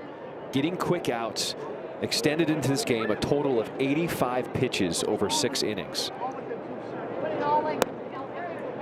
He just kept getting better, and that's really a good sign, because there was some shaky moments. And we're going to show you, as we move along in this game, the one play that I believe turned the game completely around. And we'll take a look at it now. Bases loaded. Tanner Murray up the middle. Good pick on the back end by Murakami. That was a shot of adrenaline for the whole team, but especially Davis Martin. Take a look at that reaction. He got much better after this play. It turned the game around. Every time I see the play, I am more and more impressed by Tanner Murray. To be able to pick up the bag, to be able to get anything on that throw as he's falling away into right field, what a play in his debut. This one is slashed into center field. as Varsho gets a single. How about a trip down on a farm? We check in with Connor. So the Kannapolis Cannonballers figured out how to hit early the other night. 12 runs in the first inning, 6 walks. These are guys like Billy Carlson and Jaden Fauske, the first and second round picks last year. Javier Mogollon getting in on the action as well. Carlson and Fauske both doubled. Good early, quick start for some of the youngsters in this White Sox farm system. Fun to watch.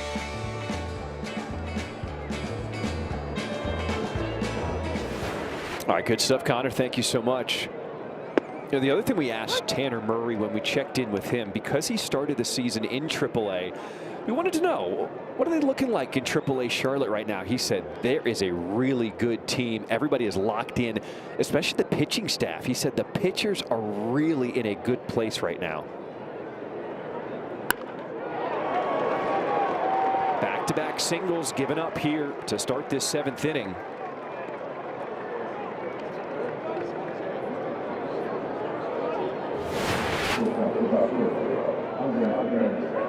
Sidearm breaking ball, and it stays up and in the zone too long, and Clement is a pretty good hitter.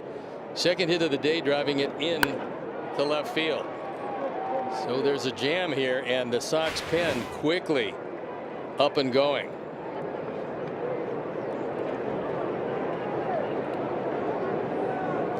Potential bunt situation with Andres Jimenez at the plate. Nobody out. No sign there as the first pitch misses, ball 1. Well, with runners in scoring position, it hasn't been a particularly good series, but this is still, and we've been telling you this, a very explosive Toronto team.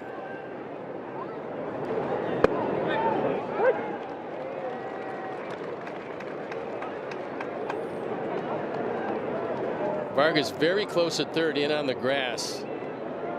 Montgomery is playing straight away at shortstop. Big hole on the left side. Near center.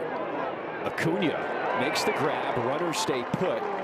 First out here in this 7th inning.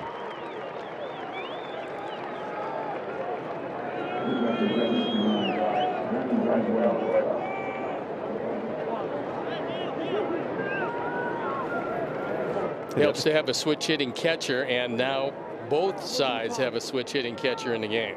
I was just going to say, along with the defensive tools, Valenzuela brings that versatility at the plate. It looked like a nondescript trade when it was made with San Diego, and it turned out Valenzuela got to the big leagues and really helping him with the Kirk injury.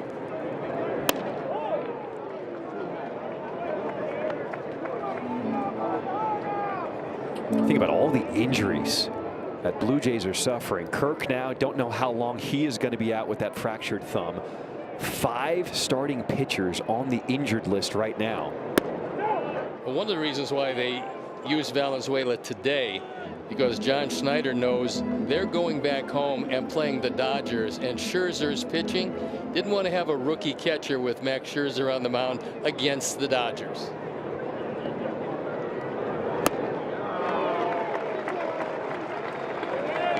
You also got to give Heineman a chance to really get his head together after the last 2 games he has had, in tears in the clubhouse after the game. No, certainly, look, they were a couple of mistakes, 2 physical, 1 mental mistake, I believe, on the tag up on the fly ball, but you get over that. It happened already.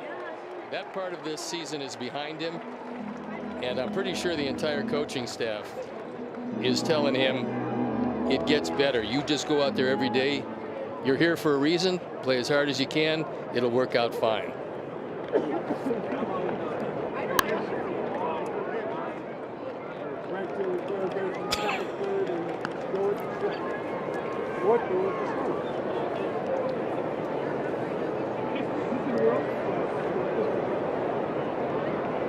Hudson trying to battle back here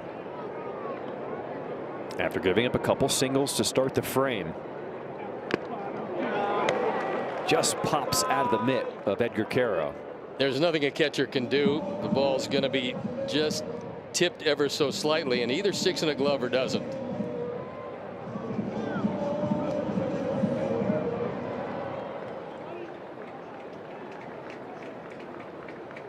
First and second with one out in the 7th inning.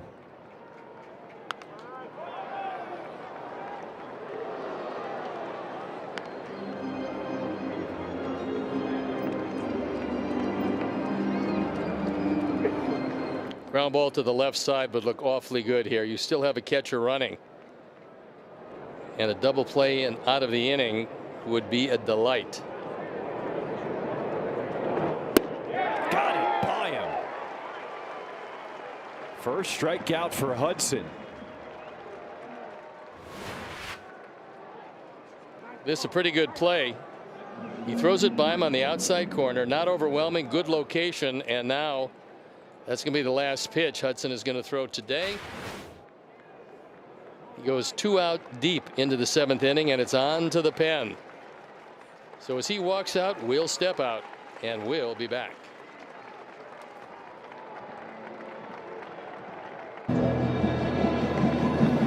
Sox fans, take the game with you. Subscribe to the White Sox only plan and stream every game live on the Chicago Sports Network app on up to 3 devices.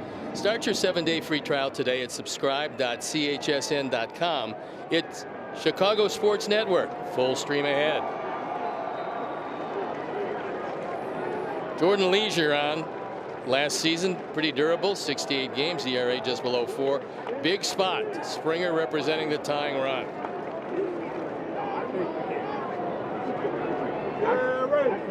Two outs in the 7th. Leisure starts it off with a little wrinkle. Strike 1. Springer's very strong. Had a huge comeback year last year. He's entirely healthy once again. And the Blue Jays love him at the top.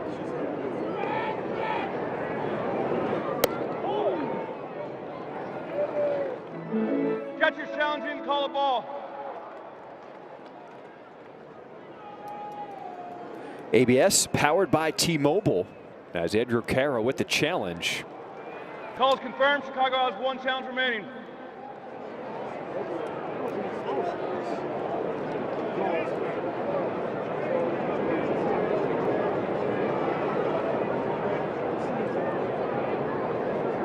One and 1 the count. All right, Steve, let's check out the ABS numbers around Major League Baseball coming into play here today. Overturned by fielders, and that, of course, is the catcher. They have a much better percentage.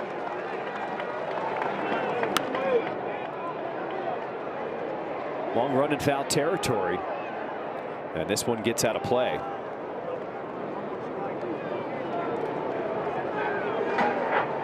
Certainly hoodie weather here on this Sunday afternoon. A little chill in the ballpark, but the sun is out.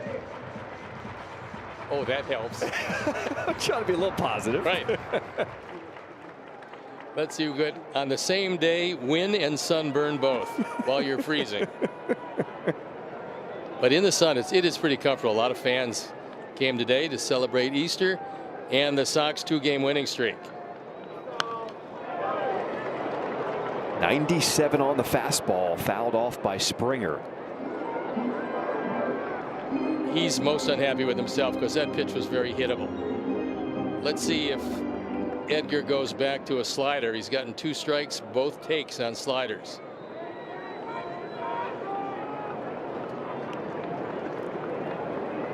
One-two pitch. Yes, he did. Went around, strike 3. Nice job by Jordan Leisure. The third of 3 sliders ends the at bat. Great spin on this. Springer out front, can't check it up. Jordan Baker needs no help, and it's out of the inning. So we will stay right here for God Bless America. God Bless America each Sunday. The singing of God Bless America is performed in support of our country and our men and women stationed overseas. Please welcome Jack Muccio for the singing of God Bless America. God bless America, land that I love. Stand beside her and guide her through the night with the light from above. from the mountains to the prairies to the oceans white with foam. God bless America, my home, sweet home. God bless America, my home, sweet home.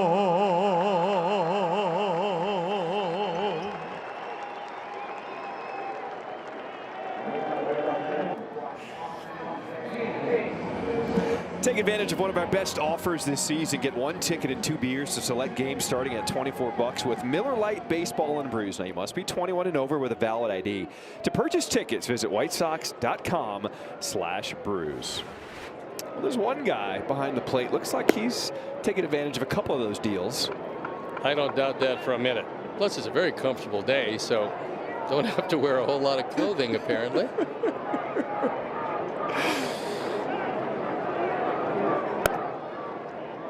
Attendance today for the finale of this series, 22,326 with a new pitcher on the mound. Spencer Miles comes on for the 3rd time, and things haven't gone well to this point.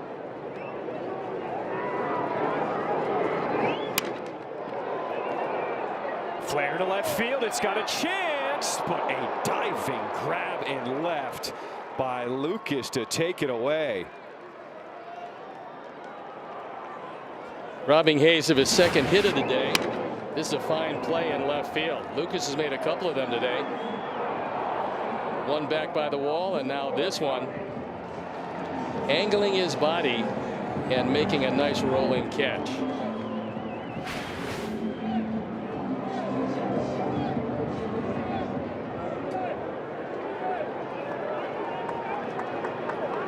One away for Munetaka Murakami. Big swing at that fastball.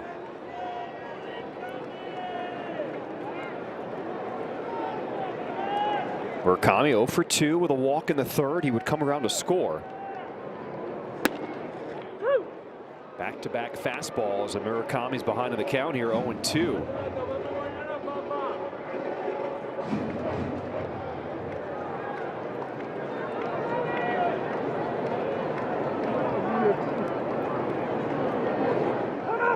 Miles taking his time, so Murakami says, let me step out and reset here.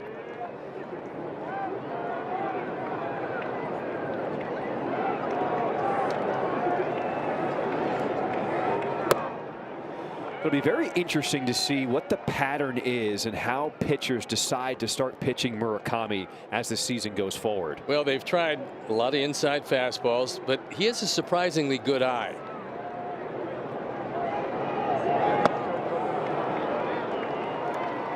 Goes down swinging there, and there's 2 down here in the 7th. I think maybe the next adjustment to him is going to be a little more soft stuff than he's used to seeing. It's a pretty good slider down. You see the grip, the spin, that little dot you can see in the back of the baseball tells you it is a slider. And he got the strikeout.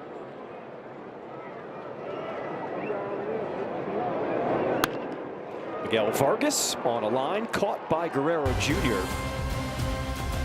An 8-pitch inning to end the bottom of the 7th.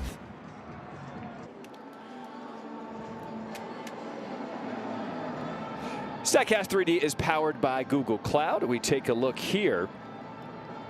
Davis Martin today, his outs by distribution. What a performance. He got 18 of them, 7 on the sinker, 3 on the 4-seamer, then the curveball and changeup with 2, the slider with 2, and the cutter with 1. So he used a lot of different pitches in a lot of different places, and it was very effective. So Jordan Leisure, who came out with a big strikeout of Springer to end the 7th inning, is going to start the 8th.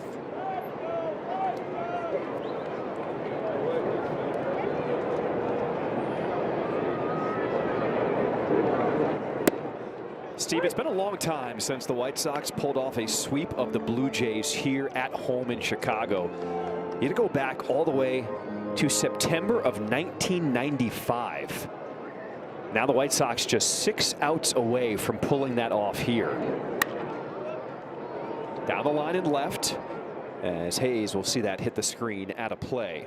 Time now for the upcoming schedule presented by Toyota. Let's go places, and we're not going anywhere because Baltimore's coming to town for 3. Then it's on to Kansas City for a 4-game series before an off day on Monday. Tampa Bay comes to town along with the A's, and so that what's staring right in the face of the Sox as they try to complete a wonderful series against the Blue Jays. Last time the Sox scored in 3 straight games, which they have done in this series, was back on May 1st through the 3rd of last year. Now they won the first 2 games. We won't tell you what happened in that 3rd game until the end of this one.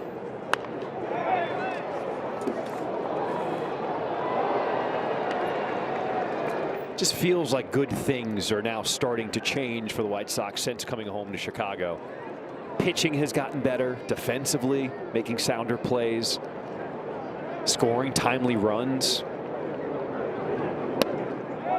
Well, to this point, and obviously there's still a long way to go in this one, the Sox have done just about everything right. They've executed perfectly on defense. They've had some timely hitting. They've taken advantage of stolen bases, and when leadoff man got on in 3 different innings, they scored him.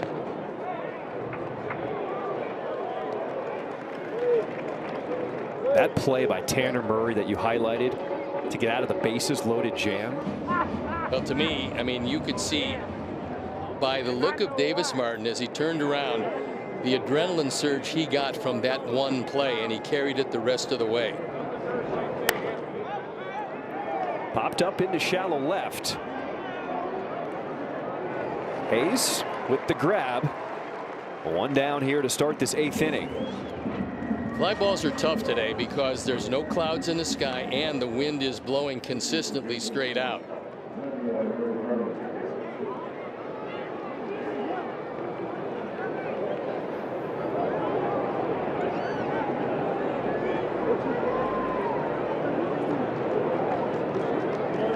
The big bat of Vladimir Guerrero Jr. 1 for 2. Fastball starts off with a strike from Leisure. Guerrero didn't like the call. However, he didn't dislike it enough to challenge it.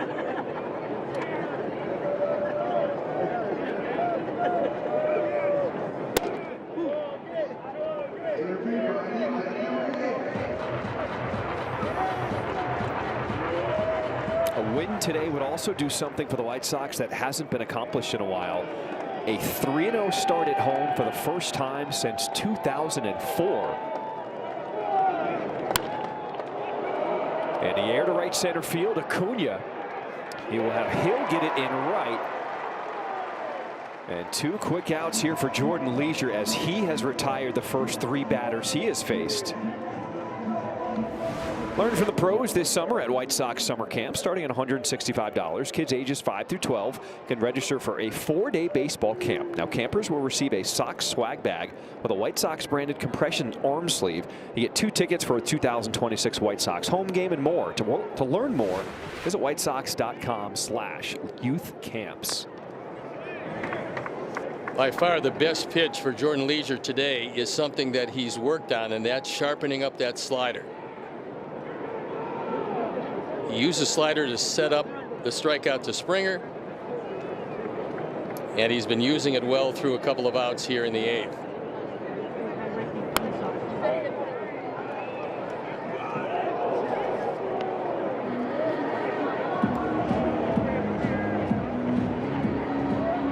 Where do you go here if you're Leisure facing Sanchez in an 0-2 count? I love a buried slider away. Just don't throw a strike with it. Might get a swing.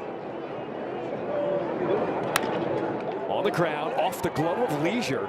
It is Mydroff with the camera, makes the throw. A 1-2-3 8th inning for Jordan Leisure.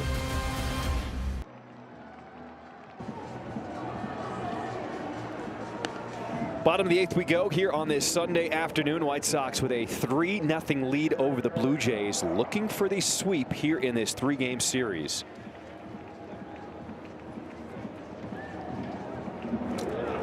Be nice to add on a run here again with a lot of thunder in this Toronto lineup.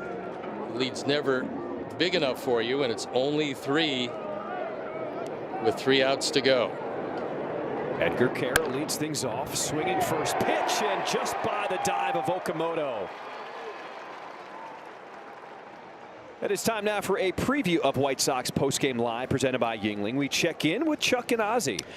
Ozzie, before the game, what did I say to you about Tanner Murray? I was impressed with him in spring training. I said, watch it. He's a real good shortstop. He didn't hit too. And what about that play he made earlier today? I think right now he's a game saver. You know, bases loaded, Rambo up the middle. Wow, he's a great play. Saved the innings. He's saving the game right now. When you play shortstop, that's the thing you have to do. You don't have to hit 30 home runs. Do you know something about playing Major League shortstop?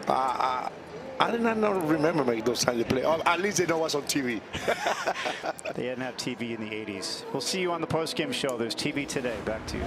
But Ozzie does know a thing or two about managing, and he was the manager back in 2004, his first year, the last time the Sox started 3-0 at home during the season. A chance to do it here today with Andrew Benintendi, the pinch hitter at the plate.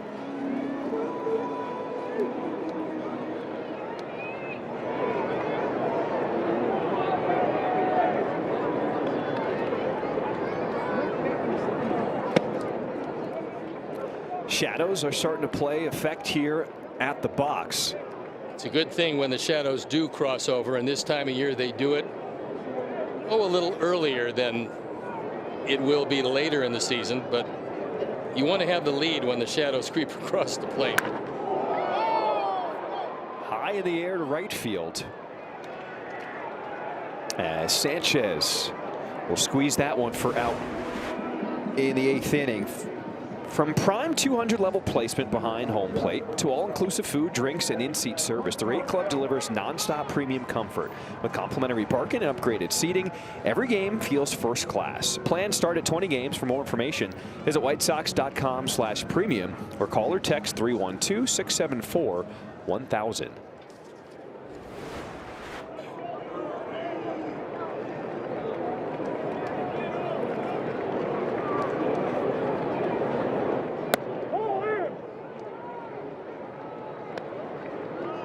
Colson Montgomery did not start the game, but he came in a little bit later as Will has used all of his assets today nicely, moving them in and out of the lineup, made the good changes out of the pen, and he let Davis Martin go through 6.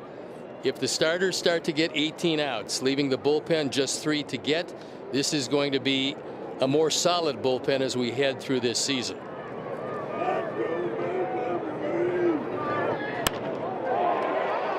Slashed into left field, and Colson Montgomery picks up his first hit today. A couple of singles here in this 8th inning as the Sox look to tack on another. It's a 4-seam fastball and kind of an inside-out swing. Dumps it into left field, and Sox looking for at least one more.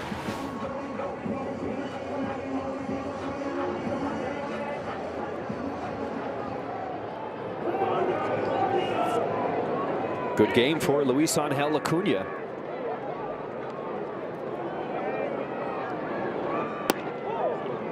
This was the first game, I believe, he's looked really comfortable in center field. He's gotten good jumps. He's made some fine plays, a diving play earlier in the ball game. But he's seeing the ball off the bat here now. I think one of the first times of the year. I mean, he hasn't played too many games here, and this is not the easiest park in which to play defense.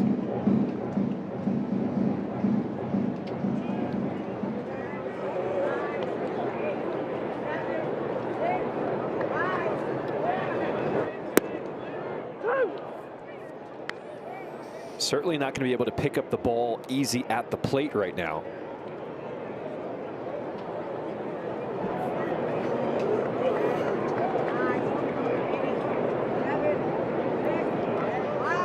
One ball, 2 strikes.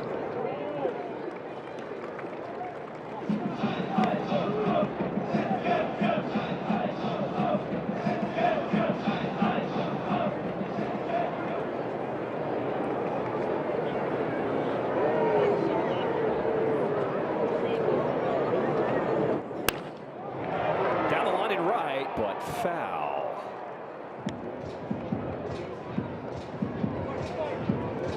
Acuna with 2 hits today, now has a 5-game hit streak and has reached in 7 of 8 games to start this season.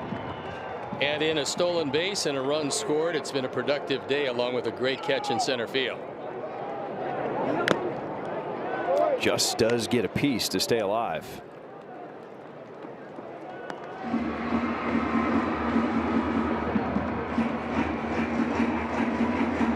When you're a player like Acuna, all you want is an opportunity. You know he has tools, he has the speed, he's increased his power in the offseason, and the White Sox are giving him the chance to play every day now. 2-2. High in the air to right. It is Sanchez again near the line. And there's 2 away in this 8th inning.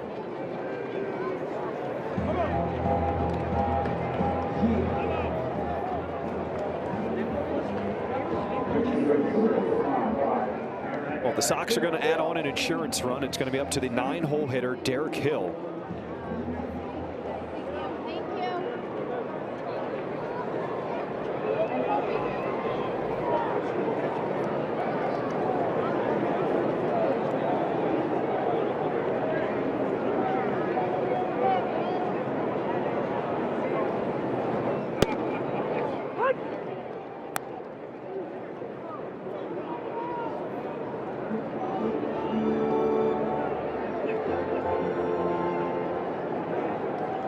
Hill made his 2nd career opening day roster with the White Sox this season. Utility outfielder with speed. Clearly can control the bat because he can lay down a bunt in any situation.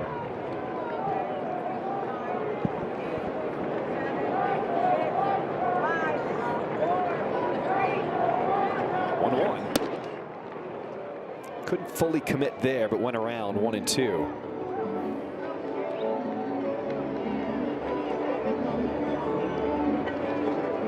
You can tell the hitters are having a really tough time picking up the ball out of the pitcher's hand right now. That's why having the 3 on the Sox side and the 0 on the Jays side is really nice when the shadows get tough for visibility. 1-2.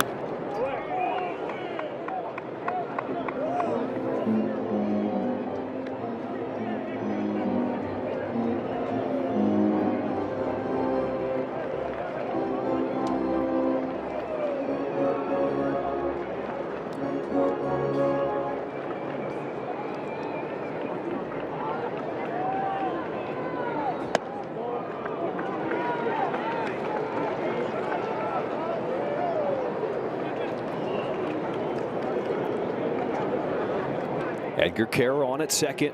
Colson Montgomery on at first.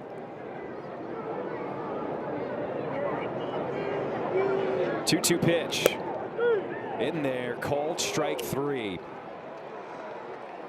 We will go to the 9th. The White Sox 3 outs away from pulling off the sweep.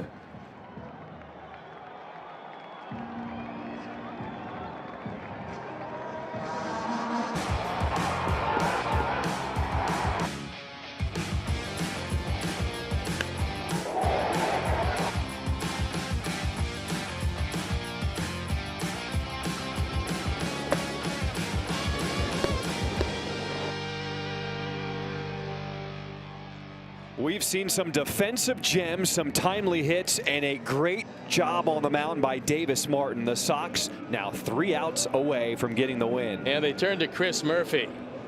Last season, 23 games, an ERA in the low 3s. Still trying to get the feeling back this year. This is a big spot for him.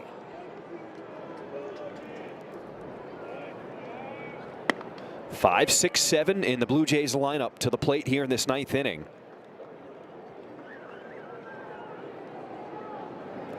Kazuma Okamoto 0 for 3 with 2 strikeouts.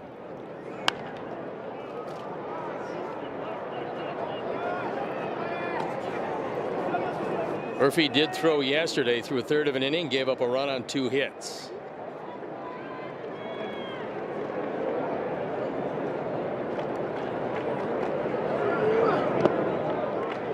Strikeouts have been a problem for Okamoto early on in his Major League Baseball career. His strikeout rate last year in Japan was just around 11%. Early on to start this season, almost 43%. Well, obviously, he was very familiar with the guys he was facing in Japan, and not so here. And also the fact is, they train in Florida, so he didn't have a chance to see any Sox pitchers in spring training. One thing with a short lead, and this is a relatively short lead, you got to throw this one down the middle and say to Okamoto, hit it as far as you can. You can't afford to walk him. Payoff from Murphy. And a walk to start the ninth.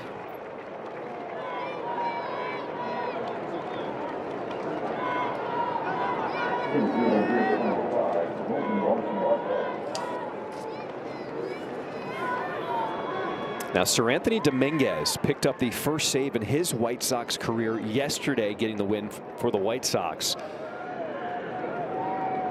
So they go with Chris Murphy here.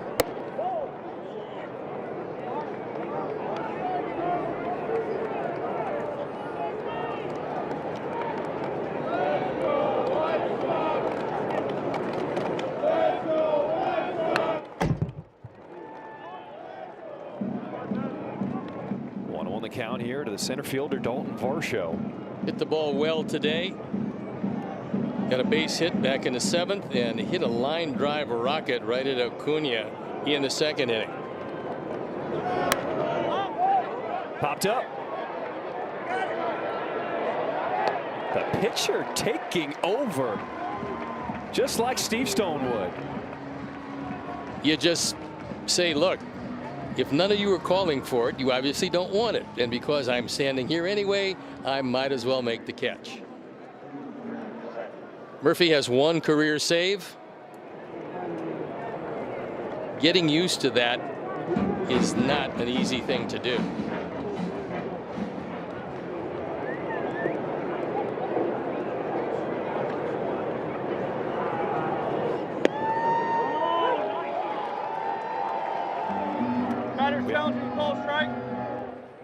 So a challenge from Ernie Clement. ABS powered by T-Mobile. They've got 2 left, so you might as well challenge it. Toronto has 1 remaining. And now they have 1. Jordan Baker's been pretty good behind the plate today. I think this entire crew has had a very good series behind the plate.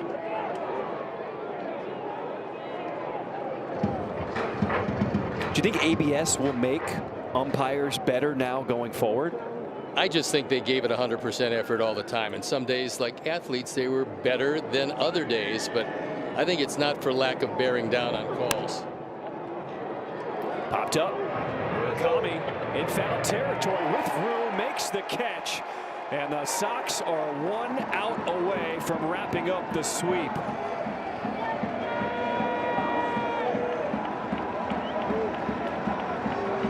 Pretty good Easter crowd here today. A sun-splashed afternoon, and they're mostly on their feet looking for the 27th out. All of last year, the White Sox just had 2 series sweeps. One over Pittsburgh and one over Minnesota.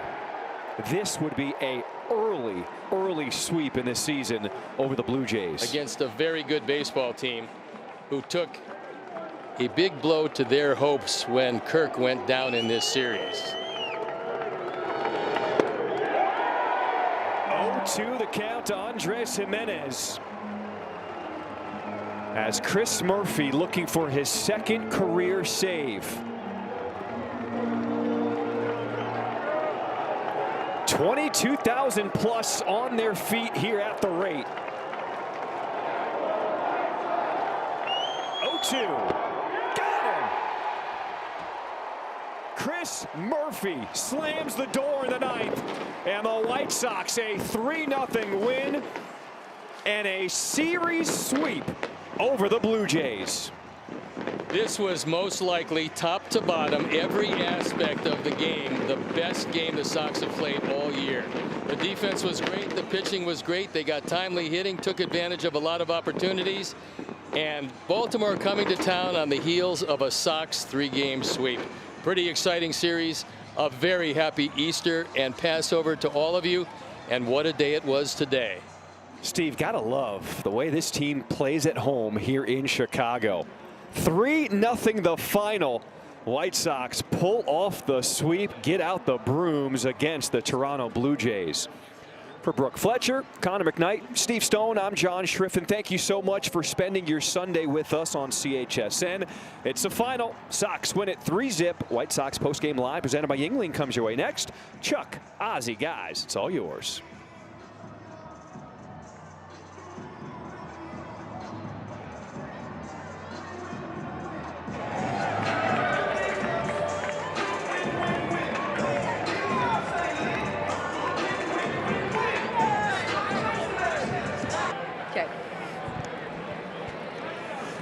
Miguel, you had the RBI triple early, but it's not just at the plate. It seems like every aspect of your game is clicking right now. How would you describe your confidence? You know, I'm just trying to go out there and compete every single pitch and, you know, try to do the best for my teammates, not just only on the offense. I think, you know, we've been playing really good defense, and I just want to be part of it. And then, you know, we're in a really good spot, and we just keep rolling like that. Yeah, not just today, but throughout the entire series, it seemed like this group was taking advantage of every opportunity Toronto was giving you. What does that say about the growth of this group? You know, we've been ready. We've been preparing ourselves for this type of opportunity. You know, play as a team, you know, all 9 hitters. You know, the pitchers have been doing a really good job. You know, bullpen today was huge. Martin was huge. You know, we're playing as a team, and that's the right way to go. Well, I got to take you back to the third. Bases loaded. Tanner Murray, that great defensive play there. How did you watch that unfold? I mean, that was sick. That was sick. You know, stop the score running out there and, you know, make that sick play. That was unbelievable. You know, so happy for him. You know, his first day out here. And, you know, he got good luck. He bring us the win. So hopefully he be doing more of that here. Miguel, thank you so much. Thank you.